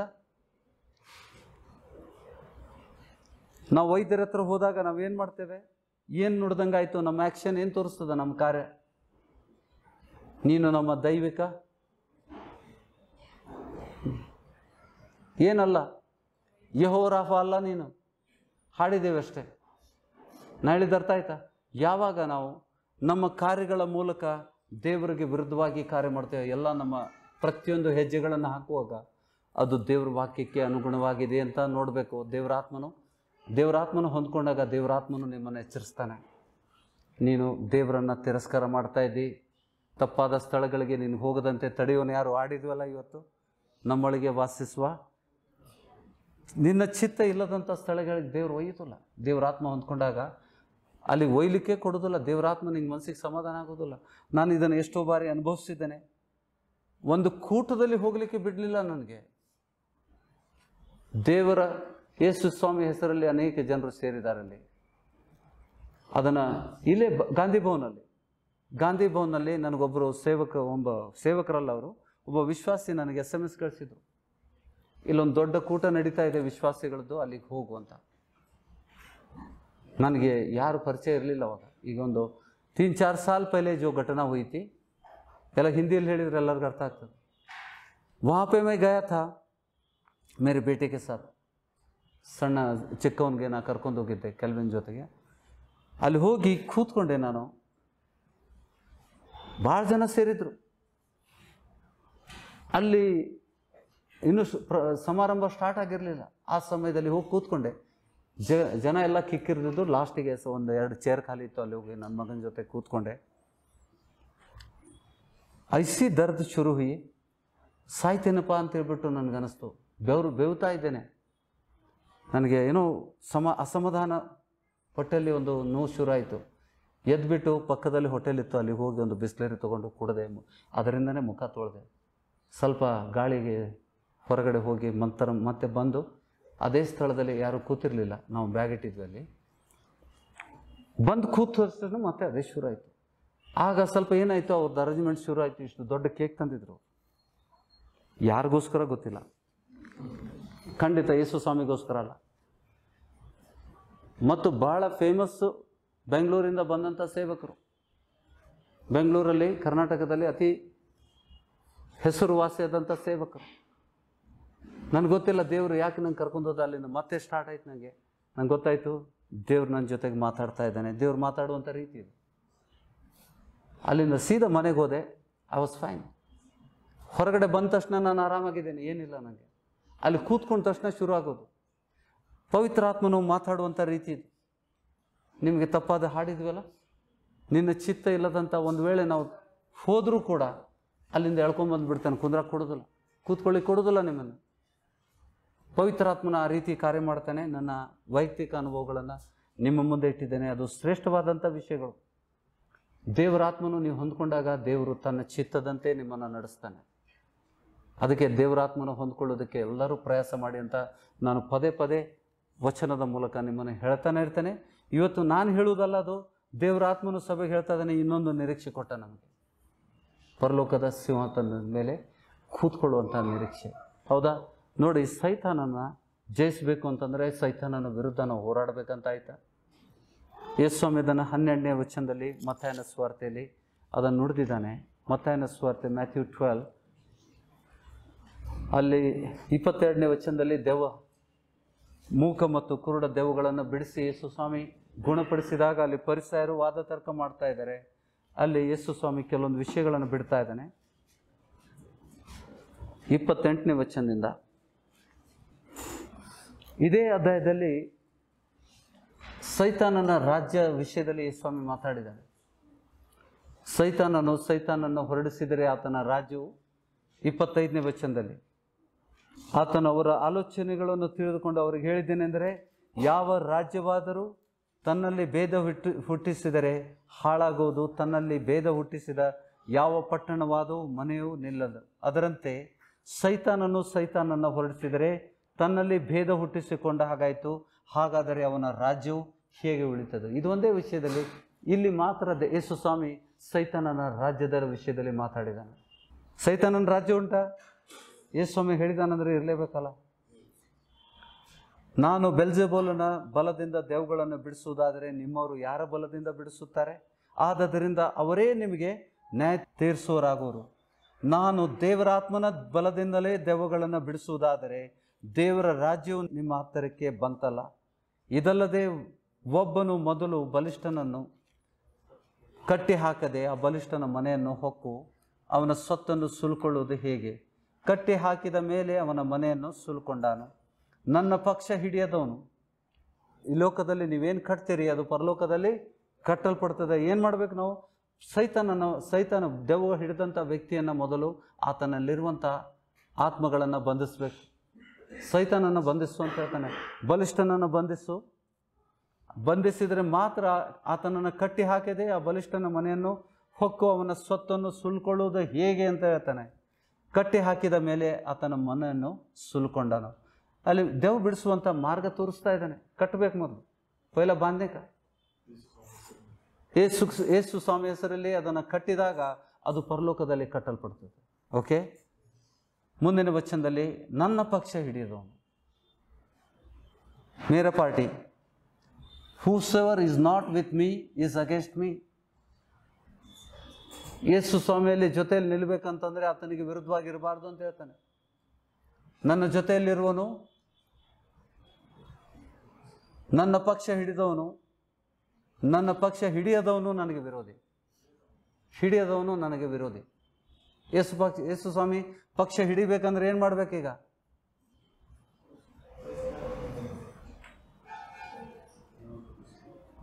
ಇಲೆಕ್ಷನ್ ಅಲ್ಲ ಇದು. ನನ್ನ ಜೊತೆಯಲ್ಲಿ ಒಟ್ಟಗೂಡಿಸಿದವನು ಚದುರುವನಾಗಿದ್ದಾನೆ. ಯೇಸು ಸ್ವಾಮಿ ಮಾಡಿದ್ದನ್ನು ಮಾಡಬೇಕು. ದೆವ್ವಗಳನ್ನು ಬಿಡಿಸುವುದು, ಸೈತಾನನ್ನು ಜಯಿಸುವುದು ಹೇಗೆ? ಲೋಕವನ್ನು ಜಯಿಸುವುದು ಹೇಗೆ? ಯೇಸು ಸ್ವಾಮಿ ಹೇಳ್ತಾನೆ, ನಾನು ಲೋಕವನ್ನು ಜಯಿಸಿದ್ದೇನೆ. ಸೈತಾನನ ಕಾರ್ಯಗಳನ್ನು ಲಯಗೊಳಿಸೋಕ್ಕೋಸ್ಕರ ಮನುಷ್ಯ ಕುಮಾರನು ಪ್ರಕಟ ಆದ. ಅದಕ್ಕೆ ಅಲ್ಲಿ ಹೇಳ್ತಾನೆ, ಈಗ ನಾನು ಮಾಡಿದಂಥ ಆದ ಕಾರಣ ನಿಮ್ಗೆ ಹೇಳ್ತೇನೆ, ಮನುಷ್ಯನು ಮಾಡುವ ಪ್ರತಿಯೊಂದು ಪಾಪಕ್ಕೂ ದೂಷಣೆ. ಅಲ್ಲಿ ಪರಿಸರ ಮಾಡಿದ್ದು, ಪ್ರತಿಯೊಂದು ದೂಷಣೆಗೆ ಕ್ಷಮೆ ಉಂಟು. ಮನುಷ್ಯರು ಮಾಡುವ ಪ್ರತಿಯೊಂದು ಪಾಪಕ್ಕೂ ದೂಷಣೆಗೂ ಕ್ಷಮಾಪಣೆ ಉಂಟಾಗುವುದು. ಆದರೆ ಪವಿತ್ರಾತ್ಮನ ದೂಷಣೆಗೆ ಕ್ಷಮಾಪಣೆ ಇಲ್ಲ. ಯಾವನಾದರೂ ಮನುಷ್ಯ ಕುಮಾರನಿಗೆ ವಿರೋಧವಾಗಿ ಮಾತಾಡಿದರೆ ಅದು ಅವನಿಗೆ ಕ್ಷಮಿಸಲ್ಪಡುವುದು. ಪವಿತ್ರಾತ್ಮನಿಗೆ ವಿರೋಧವಾಗಿ ಮಾತಾಡಿದರೆ ಅವನಿಗೆ ಇಹದಲ್ಲಾಗಲಿ ಪರದಲ್ಲಾಗಲಿ ಕ್ಷಮಿಸಲ್ಪಡುವುದಿಲ್ಲ. ಇಲ್ಲಿ ಮತ್ತೆ ಒಳ್ಳೆ ಮರ ಕೆಟ್ಟ ಮರ ಲೆಕ್ಕ ಹಾಕ್ತಾ ಇದ್ದಾನೆ. ಹೇಗೆ ಗುರುತಿಸ್ಕೊಳ್ಳೋದು? ಪವಿತ್ರಾತ್ಮನು ನೋಡಿ, ದೇವರ ಪಕ್ಷ ಹಿಡಿದವನು ಯಾರು?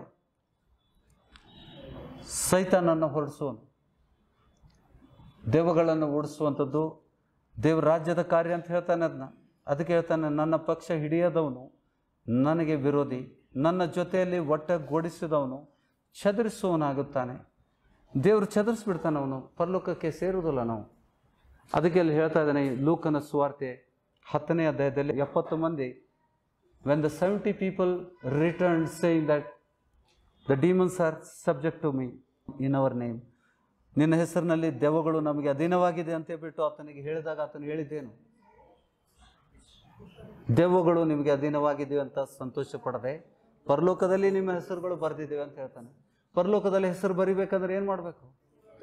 ಮಾಡಲೇಬೇಕು. ಇದು ಒನ್ ಆಫ್ ದ ಕಂಡೀಷನ್. ಹಿಂದೆ ನಾನು ರಕ್ಷಣೆ ಬರೋಕ್ಕಿಂತ ದೆವ್ವ ಬಿಡಿಸೋದಂದರೆ ಒಂದು ಕ್ಷುಲ್ಲಕ ಕೆಲಸ ಅಂತ ತಿಳ್ಕೊತಿದ್ದೆ. It is a cheap level work ಅಂತ. ಯಾಕೆಂದರೆ ನಮ್ಮ ವಿದ್ಯಾಭ್ಯಾಸಕ್ಕೆ ನಾವು ಬಂದಂಥ ಸಂಪ್ರದಾಯ, ನಮ್ಗೆ ಇದಕ್ಕೆ ಕಲ್ಚರಿಗೆ ಅದು ಇದು ಮಾಡೋದಲ್ಲ, ಕಿರ್ಚಾಡಬೇಕಾಗ್ತದೆ, ಗದರಿಸ್ಬೇಕಾಗ್ತದೆ. ಅದನ್ನು ಮಾಡಿ ಬಂದೇ ಇಲ್ಲಲ್ಲ ನಾವು. ಮನುಷ್ಯರಿಗೆ ಸರಿ ಗದರಿಸಿಲ್ಲ. ಈ ರೀತಿ ಗದರಿಸೋದ್ರಿಂದ ನಮ್ಮ ಮರ್ಯಾದೆ ಹೋಗ್ತದೆ. ಏನಪ್ಪ ನಾವು ಜೋರು ಮಾಡಬೇಕಾಗ್ತದೆ.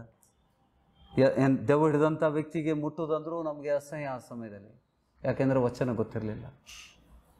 ಹೌದಾ? ಈಗ ಖುಷಿಯಿಂದ ಮಾಡ್ತೇವೆ. ಎಲ್ಲರೂ ಮಾಡ್ತಾ ಇದ್ದೀರಾ? ಮಾಡಬೇಕು. ಯಾಕಂದರೆ ಇದು ಶ್ರೇಷ್ಠವಾದಂಥ ವಿಷಯಗಳನ್ನು ದೇವರು ಮಾತಾಡ್ತಾ ಇದ್ದಾನೆ. ಆ ಸಿಂಹಾಸನವನ್ನು ನಾವು ನಮ್ಮ ನಿರೀಕ್ಷೆಯನ್ನು ಪರಲೋಕದ ಸಿಂಹಾಸನದ ನಿರೀಕ್ಷೆಯನ್ನು ದೇವರು ಹುಟ್ಟಿಸಿದ್ದಾನೆ, ನಾವಲ್ಲ. ಯಾಕೆಂದ್ರೆ ದೇವರಾತ್ಮ ಹೇಳ್ತಾನೆ, ದೇವರಾತ್ಮನು ಸಭೆಗೆ ನುಡಿಯುವುದನ್ನು ಕಿವಿಯುಳ್ಳವನು ಕೇಳಲಿ ಅಂತ ಹೇಳ್ತಾನೆ. ನಾವು ಆ ಕಿವಿಯಿಂದ ಕೇಳುವರಾಗಿರ್ಬೇಕು. ನಮ್ಮ ಆತ್ಮಿಕ ಕಿವಿಗಳನ್ನು ದೇವರು ತೆರೆದಿದ್ದಾನೆ. ನಮ್ಮ ನಿರೀಕ್ಷೆ ಪರಲೋಕ. ಹೌದಾ? ಪರಲೋಕದಲ್ಲಿ ಮತ್ತೆ ದೇವರ ಸಿಂಹಾಸನದ ಮೇಲೆ. ಅದಕ್ಕೆ ಸಿಂಹಾಸನ ಎಷ್ಟು ದೊಡ್ಡದಂತ ನಾವು ತಿಳ್ಕೊಬೇಕು. ಯೆಶಾಯನ ಗ್ರಂಥ 66ರಲ್ಲಿ, ಯಾರಿಗೆ ವಚನ ಸಿಗಲಿಲ್ಲ ಅವ್ರು ನೋಡ್ಕೊಳ್ಳಿ. 66ನೇ ಅಧ್ಯಾಯ 1ನೇ ವಚನದಲ್ಲಿ ನಾವು ನೋಡ್ತೇವೆ. ಐಸಾಯ 66 ಎಲ್ಲರೂ ನೋಡಿತೀರಾ? ಯೆಹೋವನು ಹೀಗೆನ್ನುತ್ತಾನೆ,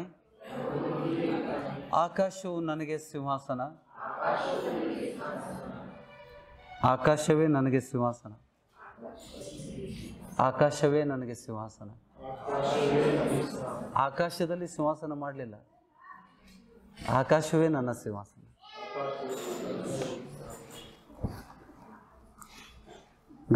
ಗ್ರಹಿಸ್ತಾ ಇದ್ದೀರಾ? ಆಕಾಶವೇ ನನಗೆ ಸಿಂಹಾಸನ, ಭೂಮಿಯು ನನಗೆ ಪಾದಪೀಠ. ನೀವು ನನಗೆ ಇನ್ನೆಂಥ ಮನೆಯನ್ನು ಕಟ್ಟಿಕೊಡುವಿರಿ? ನನ್ನ ವಿಶ್ರಾಂತಿಗೆ ತಕ್ಕ ಸ್ಥಳ ಯಾವುದು? ಈ ಭೂಮಂಡಲ, ಆಕಾಶ ಮಂಡಲ ಇವುಗಳನ್ನೆಲ್ಲ ನನ್ನ ಕೈಯೇ ನಿರ್ಮಿಸಿತು. ಹೌದು, ನನ್ನ ಕೈಯಿಂದಲೇ ಇವುಗಳೆಲ್ಲ ಉಂಟಾದವು. ನಾನು ಕಟಾಕ್ಷಿಸುವನು. ನಾನು ಯಾರಿಗೆ ಲಕ್ಷಿಸ್ತಾ ಇದ್ದೇನೆ? ದೇವರು ಪರಲೋಕದಿಂದ ಆ ಸಿಂಹಾಸನದ ಮೇಲೆ ಕೂತ್ಕೊಂಡು ಯಾರನ್ನ ಲಕ್ಷಿಸ್ತಾ ಇದ್ದಾನೆ? 3 ಜನರನ್ನು. ನಾನು ಕಟಾಕ್ಷಿಸುವನು. ಎಂಥವರೆಂದರೆ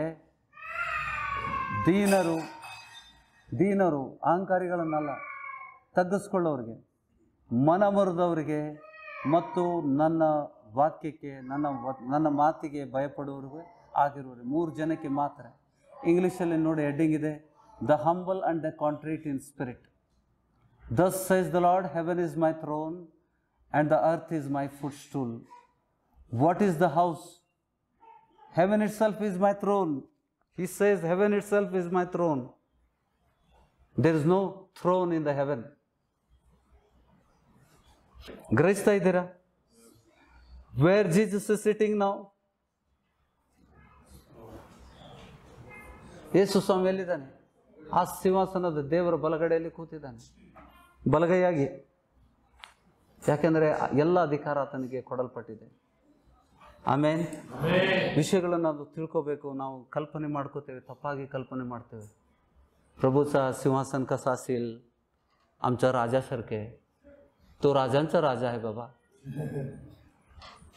त्याचं वासस्थान कुठे आहे? ಸ್ವರ್ಗ. ಆ ಸ್ವರ್ಗವೇ ಆತನಿಗೆ, ಆಕಾಶವೇ ಆತನಿಗೆ ಸಿಂಹಾಸನ. ನಾವು ಕೆಲವೊಮ್ಮೆ ಗ್ರಹಿಸ್ಕೊಂಡು ತಪ್ಪಾಗಿ ನಾವು ಹೆಂಗೆ ಹೋಗ್ತೀವಿ? How it is possible? ಇವತ್ತು ಬೆಳಿಗ್ಗೆ ನಾನು ಕೇಳ್ತಾ ಇದ್ದ ಪ್ರಶಾಂತ್, ನಾವು ದೇವರು ಸಿಂಹಾಸನದಲ್ಲಿ ಕುಂದ್ರ, ಯೇಸು ಸ್ವಾಮಿ ಹೆಂಗೆ ಕುಂದಿರ್ತಾನ? ಅಡಚಣೆ ಆಗೋದಿಲ್ಲ ಇಬ್ಬರಿಗೆ? ತಂದೆ ಮಗನಿಗೆ ಅಡಚಣೆ ಆಗೋದಿಲ್ಲ? ಇಲ್ಲ. It was a innocent question. ಅದರಿಂದ ನನಗೆ ಹೆಚ್ಚು ವಿಷಯಗಳು ಪ್ರಕಟ ಆದವು. ಅದನ್ನೇ ಸಭೆ ಮುಂದೆ ಇಡ್ತಾ ಇದ್ದೇನೆ. ಯೇಸು ಸ್ವಾಮಿ ತಂದೆ ಸಿಂಹಾಸನದಲ್ಲಿ ಕುಂತ್ರೆ ಕಂಜೆಸ್ಟೆಡ್ ಆಗೋದಿಲ್ಲ ಅಂತ ಕೇಳ್ತಾ ಇದ್ದಾನೆ ಅವನು. ಅದನ್ನು ಹೇಳಿದೆ, ಅವ್ನು ಕುಂತ್ರೆ ಕಂಜೆಸ್ಟೆಡ್ ಅಲ್ಲ, ನಾವು ಕುಂತ್ರು ಕೂಡ ಕಂಜೆಸ್ಟೆಡ್ ಆಗೋದಿಲ್ಲ. ಯಾಕೆಂದರೆ ಯೇಸು ಸ್ವಾಮಿ ಇದನ್ನು ವಾಗ್ದಾನ ಮಾಡಿದ್ದಾನೆ ಅಂದ್ಕೊಳ್ಳಿ ಅವನು ವಿಚಾರಕ್ಕೆ ಬಿದ್ದವನು. ಸುಮ್ಮನೆ ವಚನ ಕೊಟ್ಟು ಎದ್ದು ಬಂದುಬಿಟ್ಟು ಅವನು ಓದ್ತಾನೆ ಇರ್ತಾನೆ. ಆ ವಿಷಯದಲ್ಲಿ ಎಲ್ಲ ವಚನಗಳನ್ನು ಹುಡುಕ್ತಾ ಇರ್ತಾನೆ.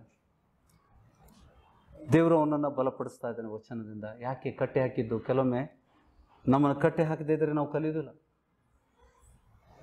ಹೌದಾ? ನಮಗೆ ಒಂದು ಕಷ್ಟದಲ್ಲಿ ನಾವು ಬಂದಿರ್ತೇವೆ. ಕಷ್ಟ ಪರಿಹಾರ ಆದಮೇಲೆ ಹೋಗ್ಬಿಡ್ತೇವೆ ನಾವು. ಮುಂದಿನ ದೇವ್ರ ಬಗ್ಗೆ ನಾವು ತಿಳ್ಕೊಳ್ಳಿಕ್ಕೆ ಇದು ಹೆಂಗೆ ಸಾಧ್ಯ ಆಯಿತು, ಇದು ಮನುಷ್ಯರಿಗೆ ಹೇಗೆ ಸಾಧ್ಯ ಆಯಿತು ಅನ್ನೋದು ವಿಚಾರ ಮಾಡೋದಿಲ್ಲ.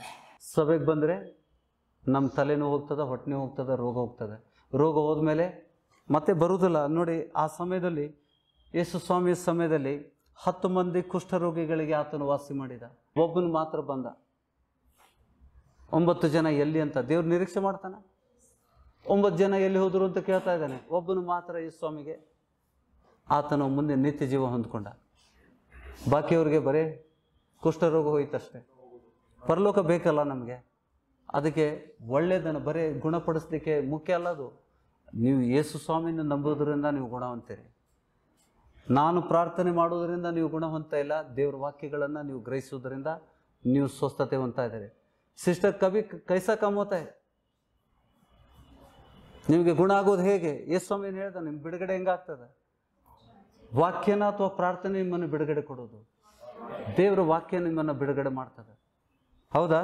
ದೇವರ ವಾಕ್ಯಗಳನ್ನು ಗ್ರಹಿಸಿ ಆ ಸಜೀವ ವಾಕ್ಯಗಳನ್ನು ನಿಮ್ಮ ಕೇಳಿ ಅದನ್ನು ನಿಮ್ಮ ಹೃದಯದಲ್ಲಿ ನೀವು ಇಟ್ಕೊಂಡಾಗ ದೇವರ ಆತ್ಮನು ಬಲವಾಗಿ ಕಾರ್ಯ ಮಾಡ್ತಾನೆ. ನಾ ಹೇಳಿದ ಅರ್ಥ ಆಯ್ತಾ? ನಿಮ್ಮ ರೋಗಗಳು ಬಿಟ್ಟು ಹೋಗ್ತವೆ. ಯಾವುದೇ ರೋಗಗಳಿರಲಿ, ಇದು ಆಗೋದಿಲ್ಲ ಅಂತ ಕೈ ಬಿಟ್ಟಿದ್ದಂಥ ವೈದ್ಯರು, ಕೈ ಬಿಟ್ಟಿದ್ದಂಥ ಕಾಯಿಲೆಗಳು ಬಿಟ್ಟು ಹೋಗ್ತವೆ. ದೇವರ ವಚನದಿಂದ ಬಿಡುಗಡೆ ಸಿಗೋದು ನಿಮಗೆ ಪ್ರಾರ್ಥನೆಯಿಂದಲ್ಲ. ಪ್ರಾರ್ಥನೆ ನಿಮ್ಮ ನಂಬಿಕೆ. ಅದು ಸೇವಕರು ಪ್ರಾರ್ಥನೆ ಮಾಡಿದರೆ ನಂಗೆ ಗುಣ ಆಗ್ತದೆ ಅಂತ ನಿಮ್ಮ ನಂಬಿಕೆ.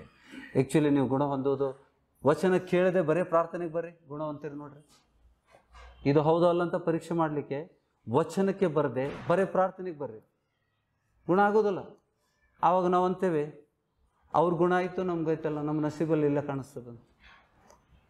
ನಾ ಹೇಳಿದ ಅರ್ಥ ಆಯ್ತಲ್ಲ? ವಚನಗಳು ನಿಮ್ಮನ್ನು ಬಿಡುಗಡೆ ಕೊಡ್ತವೆ. ಆಮೇಲೆ ಸಿಂಹಾಸನ ಗೊತ್ತಾಯ್ತಾ?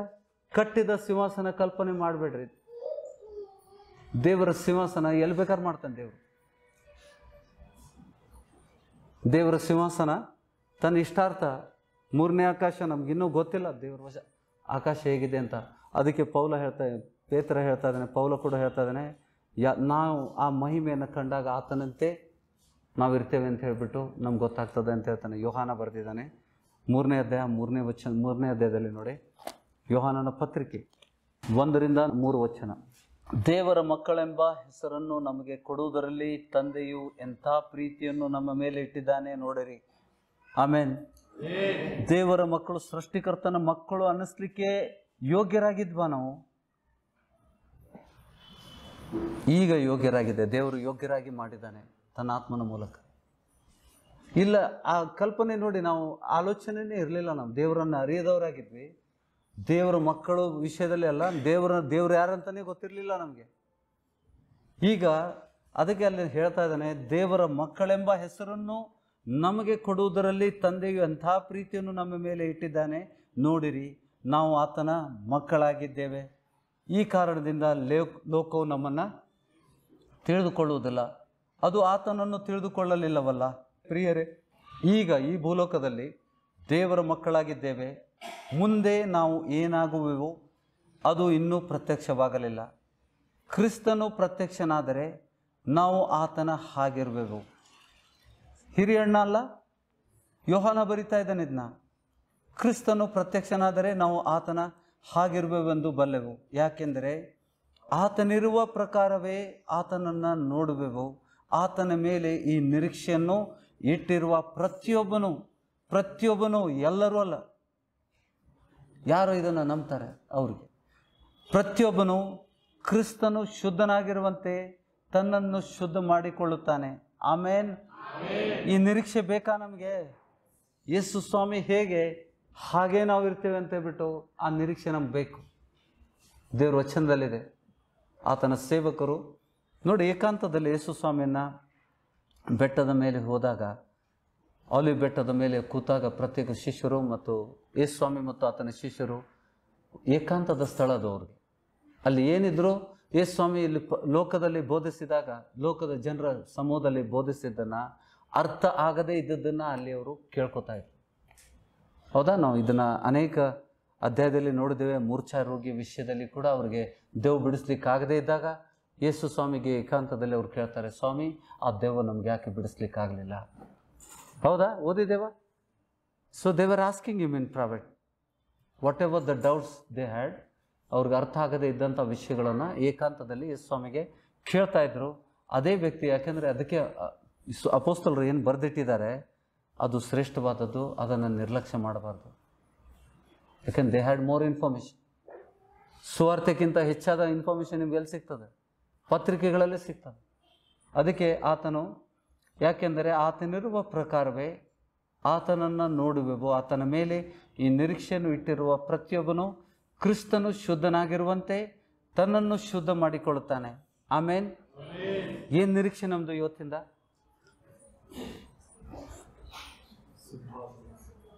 ಆತನ ಸಹೋದರಿಯರಾಗಿದ್ದೇವೆ, ಕ್ರಿಸ್ತನ ಸಹೋದರಿಯರಾಗಿದ್ದೇವೆ.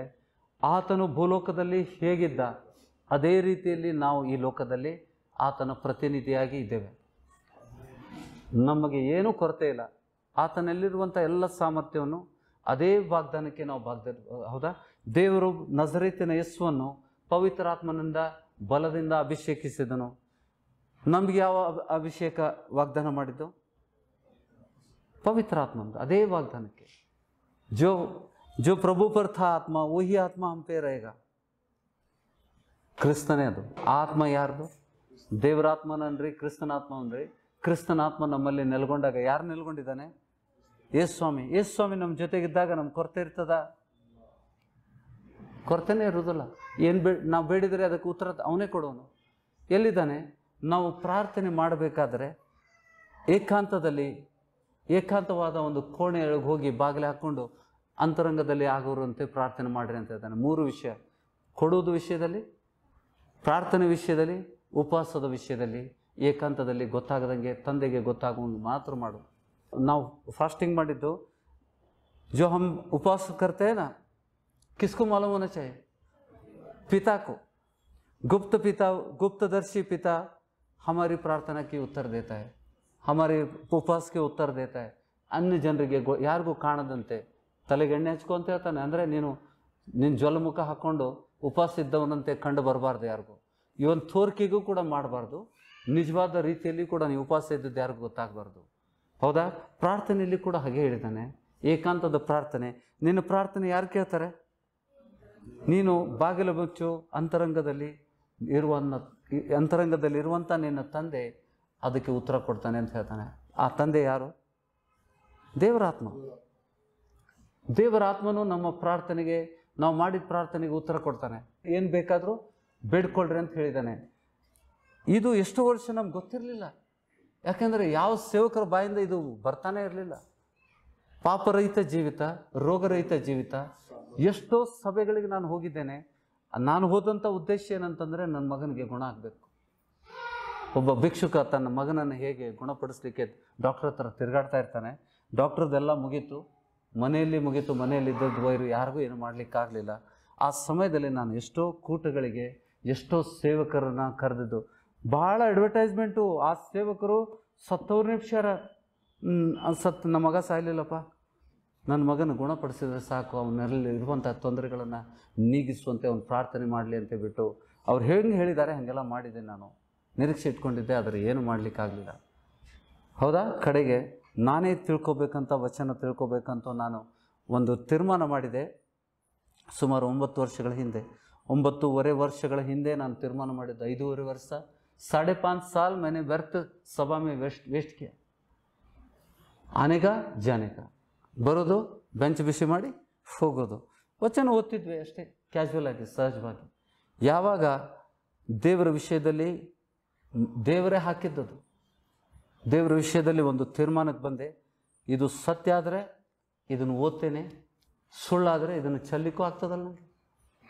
अगर ये झूठ है, फेंकने के लिए भी मैं तैयार था. अगर झूठ है, मैं उसको क्यों रखूं? तो ಈ ತೀರ್ಮಾನಕ್ಕೆ ನಾ ಬಂದಾಗ ನಿಜವಾಗಲೂ ದೇವರು ಮಾರ್ಗಗಳನ್ನು ತೆರೆದ. तभी मैंने अनुभव किया कि किस तरह से प्रभु सिखाता है, किस तरह से उसके वचन सच में लागू होते हैं. ದೇವ್ರ ವಚನಗಳು ನೆರವೇರಬೇಕಲ್ಲ, ಕೆಲವರಲ್ಲಿ ನೆರವೇರ್ತದೆ, ಕೆಲವರಲ್ಲಿ ನೆರವೇರೋದಿಲ್ಲ. ದೇವ್ರ ಪಕ್ಷಪಾತಿ ಅಲ್ಲ. ಅದನ್ನು ಕೈಗೊಂಡು ನಡಿಬೇಕಂದ್ರೆ ನಾನು ಏನು ಮಾಡಬೇಕು? ಆತನ ಆಜ್ಞೆಗಳನ್ನು ಕೈಗೊಂಡು ನಡಿಬೇಕು. ಎಲ್ಲ ಆಜ್ಞೆಗಳನ್ನು ಬರೆದೊಂದು I wrote down all the commandments of the Jesus and started following it one by one. ಕಡೆಗೆ ಒಂದು ಕಷ್ಟ, ಒಂದು ದೊಡ್ಡ ಬೆಟ್ಟ ಬಂತು ನಡಕ್ಕೆ. ನಿನ್ನ ಸರ್ವಸ್ವವನ್ನು ತ್ಯಜಿಸಿ ನನ್ನನ್ನು ಹಿಂಬಾಲಿಸು ಅಂದಾಗ ಅದು ಆ ಬೆಟ್ಟನ ಅನ್ನಿಸ್ ನಂಗೆ ಸ್ಟಾರ್ಟಿಂಗಲ್ಲಿ ಸುಮಾರು ದಿವಸ ಆಲೋಚನೆ ಮಾಡಿ, ಆಯಿತು ಪರೀಕ್ಷೆನೂ ಮಾಡೋಲ್ಲ ಅಲ್ಲ, ಇದು ಪರೀಕ್ಷೆ ಮಾಡಿ ನೋಡುವ. ವಚನ ಬಿ ಕೇರಾತ ಕೀರ್ತನೆಗಳಲ್ಲಿ ನನ್ನ ವಾಕ್ಯದ ರುಚಿಯನ್ನು ಅನುಭವದಿಂದಲೇ ತಿಳ್ಕೊ ಅಂತ ಹೇಳ್ತಾನೆ. ಸೊ ಇದನ್ನು ಮಾಡುವ ಅಂತ ಹೇಳ್ಬಿಟ್ಟು ಅದನ್ನು ಕೂಡ ಮಾಡಿದೆ. ಮಾಡಿದಾಗ ದೇವರು ನಿಜವಾಗಲೂ ನೀವು ನೋಡ್ತಾ ಇದ್ದದ್ದು ಇದು ನನ್ನ ಜ್ಞಾನ ಅಲ್ಲ, ನಿಜವಾಗ್ಲೂ ಹೇಳ್ತಾನೆ. ನನಗೆ ಮುಂದೆ ಹೋಗಬೇಕು, ನೌಕರಿ ಮಾಡಬೇಕು, ಗೌರ್ಮೆಂಟ್ ಜಾಬ್ ಮಾಡಬೇಕು, ಅದೆಲ್ಲ ತಲೆಯಲ್ಲಿ ಇಲ್ಲೇ ಇಲ್ಲ. ಒಂದೇ ತಲೆಯಲ್ಲಿ ಹುಚ್ಚು ಬಿಸ್ನೆಸ್ ಮಾಡಬೇಕು ಅಂತ. ಸೊ ಬಿಸ್ನೆಸ್ ಮಾಡ್ಬೇಕಾದ್ರೆ ನಮ್ಗೆ ಯಾಕೆ ಬೇಕು? ಎಷ್ಟು ಬೇಕೋ ಅಷ್ಟು ಪಾಸ್ ಆಗಬೇಕಷ್ಟೆ. ಯಾಕೆಂದ್ರೆ ನಮ್ಮ ತಾಯಿ ನಮ್ಮ ತಲೆ ಮೇಲೆ ಕೈ ಇಟ್ಟಿದ್ಲು. ಮನೆಯಲ್ಲೆಲ್ಲ ಗ್ರ್ಯಾಜುಯೇಟ್ಸ್ ಆಗಿದ್ದಾರೆ. ಮೊದಲು 10th ಫಸ್ಟು ಪಾಸ್ ಆಗಿವು. ಅದ ನಂತರ 10th ಆದಮೇಲೆ ನಾನು ಬ್ಯಾಗ್ ತೊಗೊಂಡು ರೆಡಿ ಆಗಿಬಿಟ್ಟೆ ಹೋಗ್ಲಿಕ್ಕೆ. ಈಗ ಎಲ್ಲಿಗೆ ಹೋಗ್ತೀವಿ? ಹಣ ಇಲ್ಲ ನನ್ನ ಹತ್ರ. ಬಿಸ್ನೆಸ್ ಮಾಡ್ತೇನೆ ಅಂತ, ಬಿಸ್ನೆಸ್ ಸ್ಪೆಲ್ಲಿಂಗೇ ಗೊತ್ತಿಲ್ಲ ನನಗೆ. ಬಿಸ್ನೆಸ್ ಮಾಡ್ತೇನೆ, ಅದು ಬಾಂಬೆಗೆ. ಏನು ಹೇಳ್ಬೇಕು ನಮ್ಮ ತಾಯಿಗೆ ಮಾರ್ಗದರ್ಶನ ಕೊಡ್ಲಿಕ್ಕೆ? ಅವಳಿಗೂ ಆ ಜ್ಞಾನ ಇದು ಇರಲಿಲ್ಲ. ಅವಳು ಹೇಳಿದ್ಲು, ನನ್ನ ತಲೆ ಮೇಲೆ ಕೈ ಇಡು ಅಂತ ಹೇಳ್ಬಿಟ್ಟು. ಎಲ್ಲರೂ ಡಿಗ್ರಿ ಮಾಡ್ಯಾರ ಮನೆಯಲ್ಲಿ, ನೀನು ಕೂಡ ಮಾಡು. ಆಯ್ತವ, ತಾಯಿ ಆಣೆ ಮಾಡಿದ್ದಕ್ಕೆ ತಲೆ ಕೈ ಇಟ್ಟಿರ್, ಇಲ್ಲಾಂದ್ರೆ ಸಾಯ್ತಾಳೆ ಅನ್ನುವಂಥ ನನಗೆ ನಂಬಿಕೆ. ಯಾವ ಸಮಯದಲ್ಲಿ ನಾನೇನಾದರೂ ತಾಯಿ ತಲೆ ಮೇಲೆ ಕೈ ಇಟ್ಟು ಅದನ್ನು ನೆರವೇರಿಸ್ತಾ ಇದ್ದರೆ ನನ್ನ ತಾಯಿ ಸತ್ತು ಹೋಗ್ತಾಳೆ ಅಂತ ಹೇಳ್ಬಿಟ್ಟು ಅವಳಿಗೋಸ್ಕರ ನಾನು ಡಿಗ್ರಿ ಮಾಡಿದೆ. ನನ್ನ ಮನಸ್ಪೂರ್ವವಾಗಿ ಮಾಡಿಲ್ಲ. ನಾನು ಸತ್ಯವಾಗಿ ಹೇಳ್ತೇನೆ ಇದನ್ನ. ಡಿಗ್ರಿ ಮಾಡಾದ ಕೂಡ 2 ದಿವಸ ನನ್ನ ತಾಯಿ ಜೊತೆಗಿದ್ದೆ ನಾನು. 3ನೇ ದಿವಸ ನಾನು ಗೊತ್ತಿಲ್ಲದಂಥ ದೇಶಕ್ಕೆ, ಬೆಂಗಳೂರಿನಲ್ಲಿ ಬೋರೆ ಅಂತೇಳ್ಬಿಟ್ಟು ಒಂದು ಪಿಕ್ಚರ್ ನೋಡಿರಬೇಕು. ಆ ರೀತಿಯಾಗಿತ್ತು ನನಗೆ. ಬಾಂಬೆದಲ್ಲಿ ಗೊತ್ತೇ, ಯಾರೇ ಪರಿಚಯ ಇಲ್ಲದೆ ಹೋಗಿದ್ದೆ ನಾನು, ಯಾರು ಸಪೋರ್ಟ್ ಇಲ್ಲದೆ ಹೋಗಿದ್ದೇನೆ. ಹಣ ಇಲ್ಲ, ಬಿಸ್ನೆಸ್ ಮಾಡ್ಲಿಕ್ಕೆ ಹೋಗ್ತಾ ಇದ್ದೇನೆ, ಹಣ ಇಲ್ಲ ನನ್ನ ಹತ್ರ. 2 ಪ್ಯಾಂಟು 2 ಶರ್ಟು, ಅದನ್ನೇ ಒಗಿಬೇಕು, ಅದನ್ನೇ ಹಾಕಬೇಕು. ಅದ್ರ ಬಗ್ಗೆ ನಾನು ಹೇಳಲಿಕ್ಕೆ ಇಷ್ಟಪಡೋದಿಲ್ಲ. ಇದು ದೇವರ ಸಭೆ ಆಗಿದ್ದರಿಂದ ನನ್ನ ಸಾಕ್ಷಿ ವಿಷಯದಲ್ಲಿ ಹೇಳ್ತೇನೆ. ಮಗನ ವಿಷಯದಲ್ಲಿ ದೇವರನ್ನು ಕಂಡುಕೊಳ್ಳಿಕ್ಕೆ ಒಂದು ಮಾರ್ಗ ಆಯಿತು. ಮಗನ ಮೂಲಕ ದೇವರನ್ನು ಕಂಡುಕೊಳ್ಳಿಕ್ಕೆ ಒಂದು ಮಾರ್ಗ ಆಯಿತು. ನಿಮ್ಮ ಜೀವನದಲ್ಲೂ ಹಾಗೆ ಬಂದಿರ್ಬೋದು. ಅದನ್ನು ತಿರಸ್ಕಾರ ಮಾಡಬೇಡ್ರಿ, ಹುಡುಕ್ರಿ, ದೇವರು ಸಿಗ್ತಾನೆ. ನಾನು ಮಾಡಿದಷ್ಟು ಪ್ರಯಾಸ ನಿಮ್ಗೆ ಮಾಡುವ ಅವಶ್ಯಕತೆ ಇಲ್ಲ. ನಾನು ಮಾಡಿದಷ್ಟು ಪ್ರಯಾಸ ನಿಮಗೆ ಮಾಡುವ ಅವಶ್ಯಕತೆ ಇಲ್ಲ. ಬ್ರದರು 9.5 ವರ್ಷ ಕಷ್ಟಪಟ್ಟಿದ್ದಾರೆ ಅಂತೇಳ್ಬಿಟ್ಟು ನಿಮ್ಗೆ 9.5 ವರ್ಷ ಹತ್ತೋದಿಲ್ಲ. ಯಾಕೆಂದರೆ ಅಷ್ಟರಲ್ಲಿ ಯೇಸುಸ್ವಾಮಿ ಬಂದುಬಿಡ್ತಾನೆ.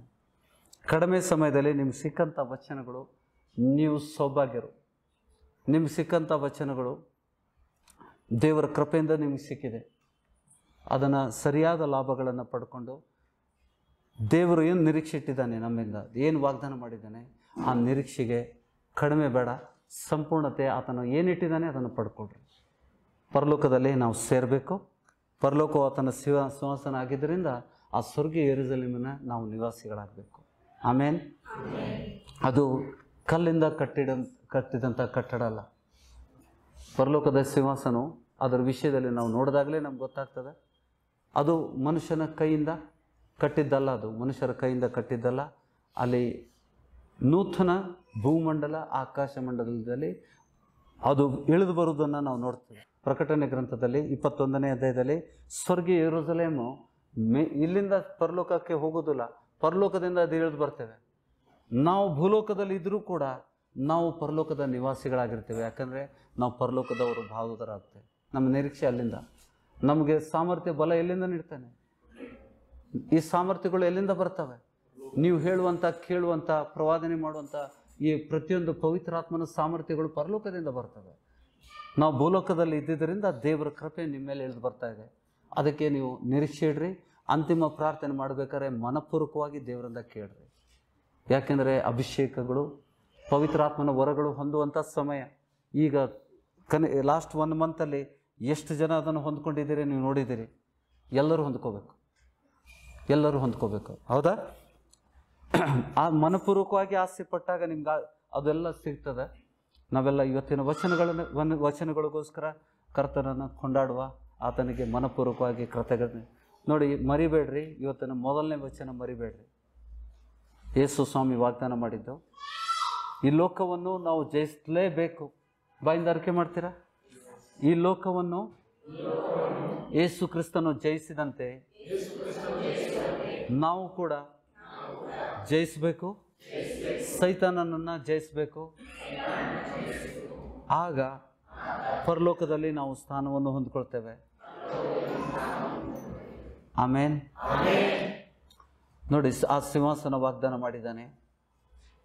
ಆಕಾಶವೇ ಆತನ ಸಿಂಹಾಸನ ಆಗಿದ್ದರಿಂದ ಆಕಾಶದಲ್ಲಿ ದೇವರ ಜೊತೆಯಲ್ಲಿ ನಾವು ವಾಸ ಮಾಡೋದು ದೊಡ್ಡ ಸೃಷ್ಟಿಕರ್ತನು. ಹೌದಾ?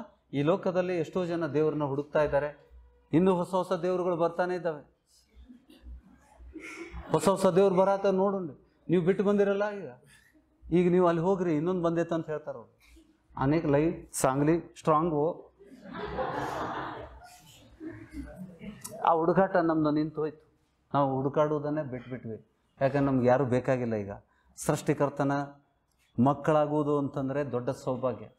ಆತನ ಜೊತೆಗೆ ಪರಲೋಕದಲ್ಲಿ ಸೇರುವುದಂದರೆ ವಿಶೇಷವಾದಂಥ ಕೃಪೆ. ಅದು ಆ ಕೃಪೆಯನ್ನು ನಾವು ಕಳ್ಕೊಳ್ಳದಂತೆ ಎಲ್ಲರಿಗೂ ನಾನು ರಿಕ್ವೆಸ್ಟ್ ಮಾಡ್ಕೋತೇನೆ, ಈ ಕೃಪೆಯನ್ನು ಕಳ್ಕೊಬೇಡ್ರಿ. ಯಾಕೆಂದರೆ ಈ ಸಭೆಯಲ್ಲಿ ಸಿಕ್ಕಂಥ ವಚನಗಳು ನಿಮಗೆ ಬೇರೆ ಸಭೆಗಳಲ್ಲಿ ಸಿಗ್ತಾ ಇಲ್ಲ. ಇದಕ್ಕಿಂತ ಒಳ್ಳೆ ಸಭೆಗಳು ಇರಬಹುದು, ನನಗೆ ಗೊತ್ತಿಲ್ಲ. ನಾನು ಈ ಲೋಕದಲ್ಲೇ ಇಲ್ಲ ಅಂತ ಹೇಳ್ತಾ ಇಲ್ಲ. ಆದರೆ ಇದುವರೆಗೆ ನಾನು ಈ ವಚನಗಳನ್ನು, ಎಷ್ಟೋ ವಚನಗಳನ್ನು ಈ ಸಭೆಯಲ್ಲಿ ದೇವರು ಪವಿತ್ರಾತ್ಮನು ಪ್ರಕಟಿಸಿದಂಥ ವಚನಗಳು ಎಷ್ಟೋ ಅಂತಾರಾಷ್ಟ್ರೀಯ ಮಟ್ಟದ ಸಭೆಗಳಲ್ಲಿ ಇಲ್ಲ. ನಿಮಗೂ ಗೊತ್ತಾಗ್ತದೆ, ನಾನು ಹೇಳೋ ಅವಶ್ಯಕತೆ ಇಲ್ಲ. ನಾನು ನನ್ನ ವಿಷಯದಲ್ಲಿ ಹೊಗಳ್ತಾ ಇಲ್ಲ, ಪವಿತ್ರಾತ್ಮನನ್ನು ಹೊಗಳ್ತಾ ಇದ್ದೇನೆ. ನಮಗೆ ತಿಳಿಸಿದವನು ಯಾರು? ವಚನಗಳನ್ನು ಪ್ರಕಟ ಮಾಡೋನು ಯಾರು? ಪವಿತ್ರಾತ್ಮನನ್ನು ಹೊಗಳ್ತೇನೆ, ಯೇಸುವನ್ನು ಹೊಗಳ್ತೇನೆ, ದೇವರನ್ನು ಹೊಗಳ್ತೇನೆ ಹೊರತು ನನ್ನ ವಿಷಯದಲ್ಲಿ ಹೆಚ್ಚಳ ಪಡುವುದಲ್ಲ. ತೆಗೆದು ಬಿಟ್ಟರೆ ನಾವು ಜೀರೋ ಆಗ್ತೇವೆ.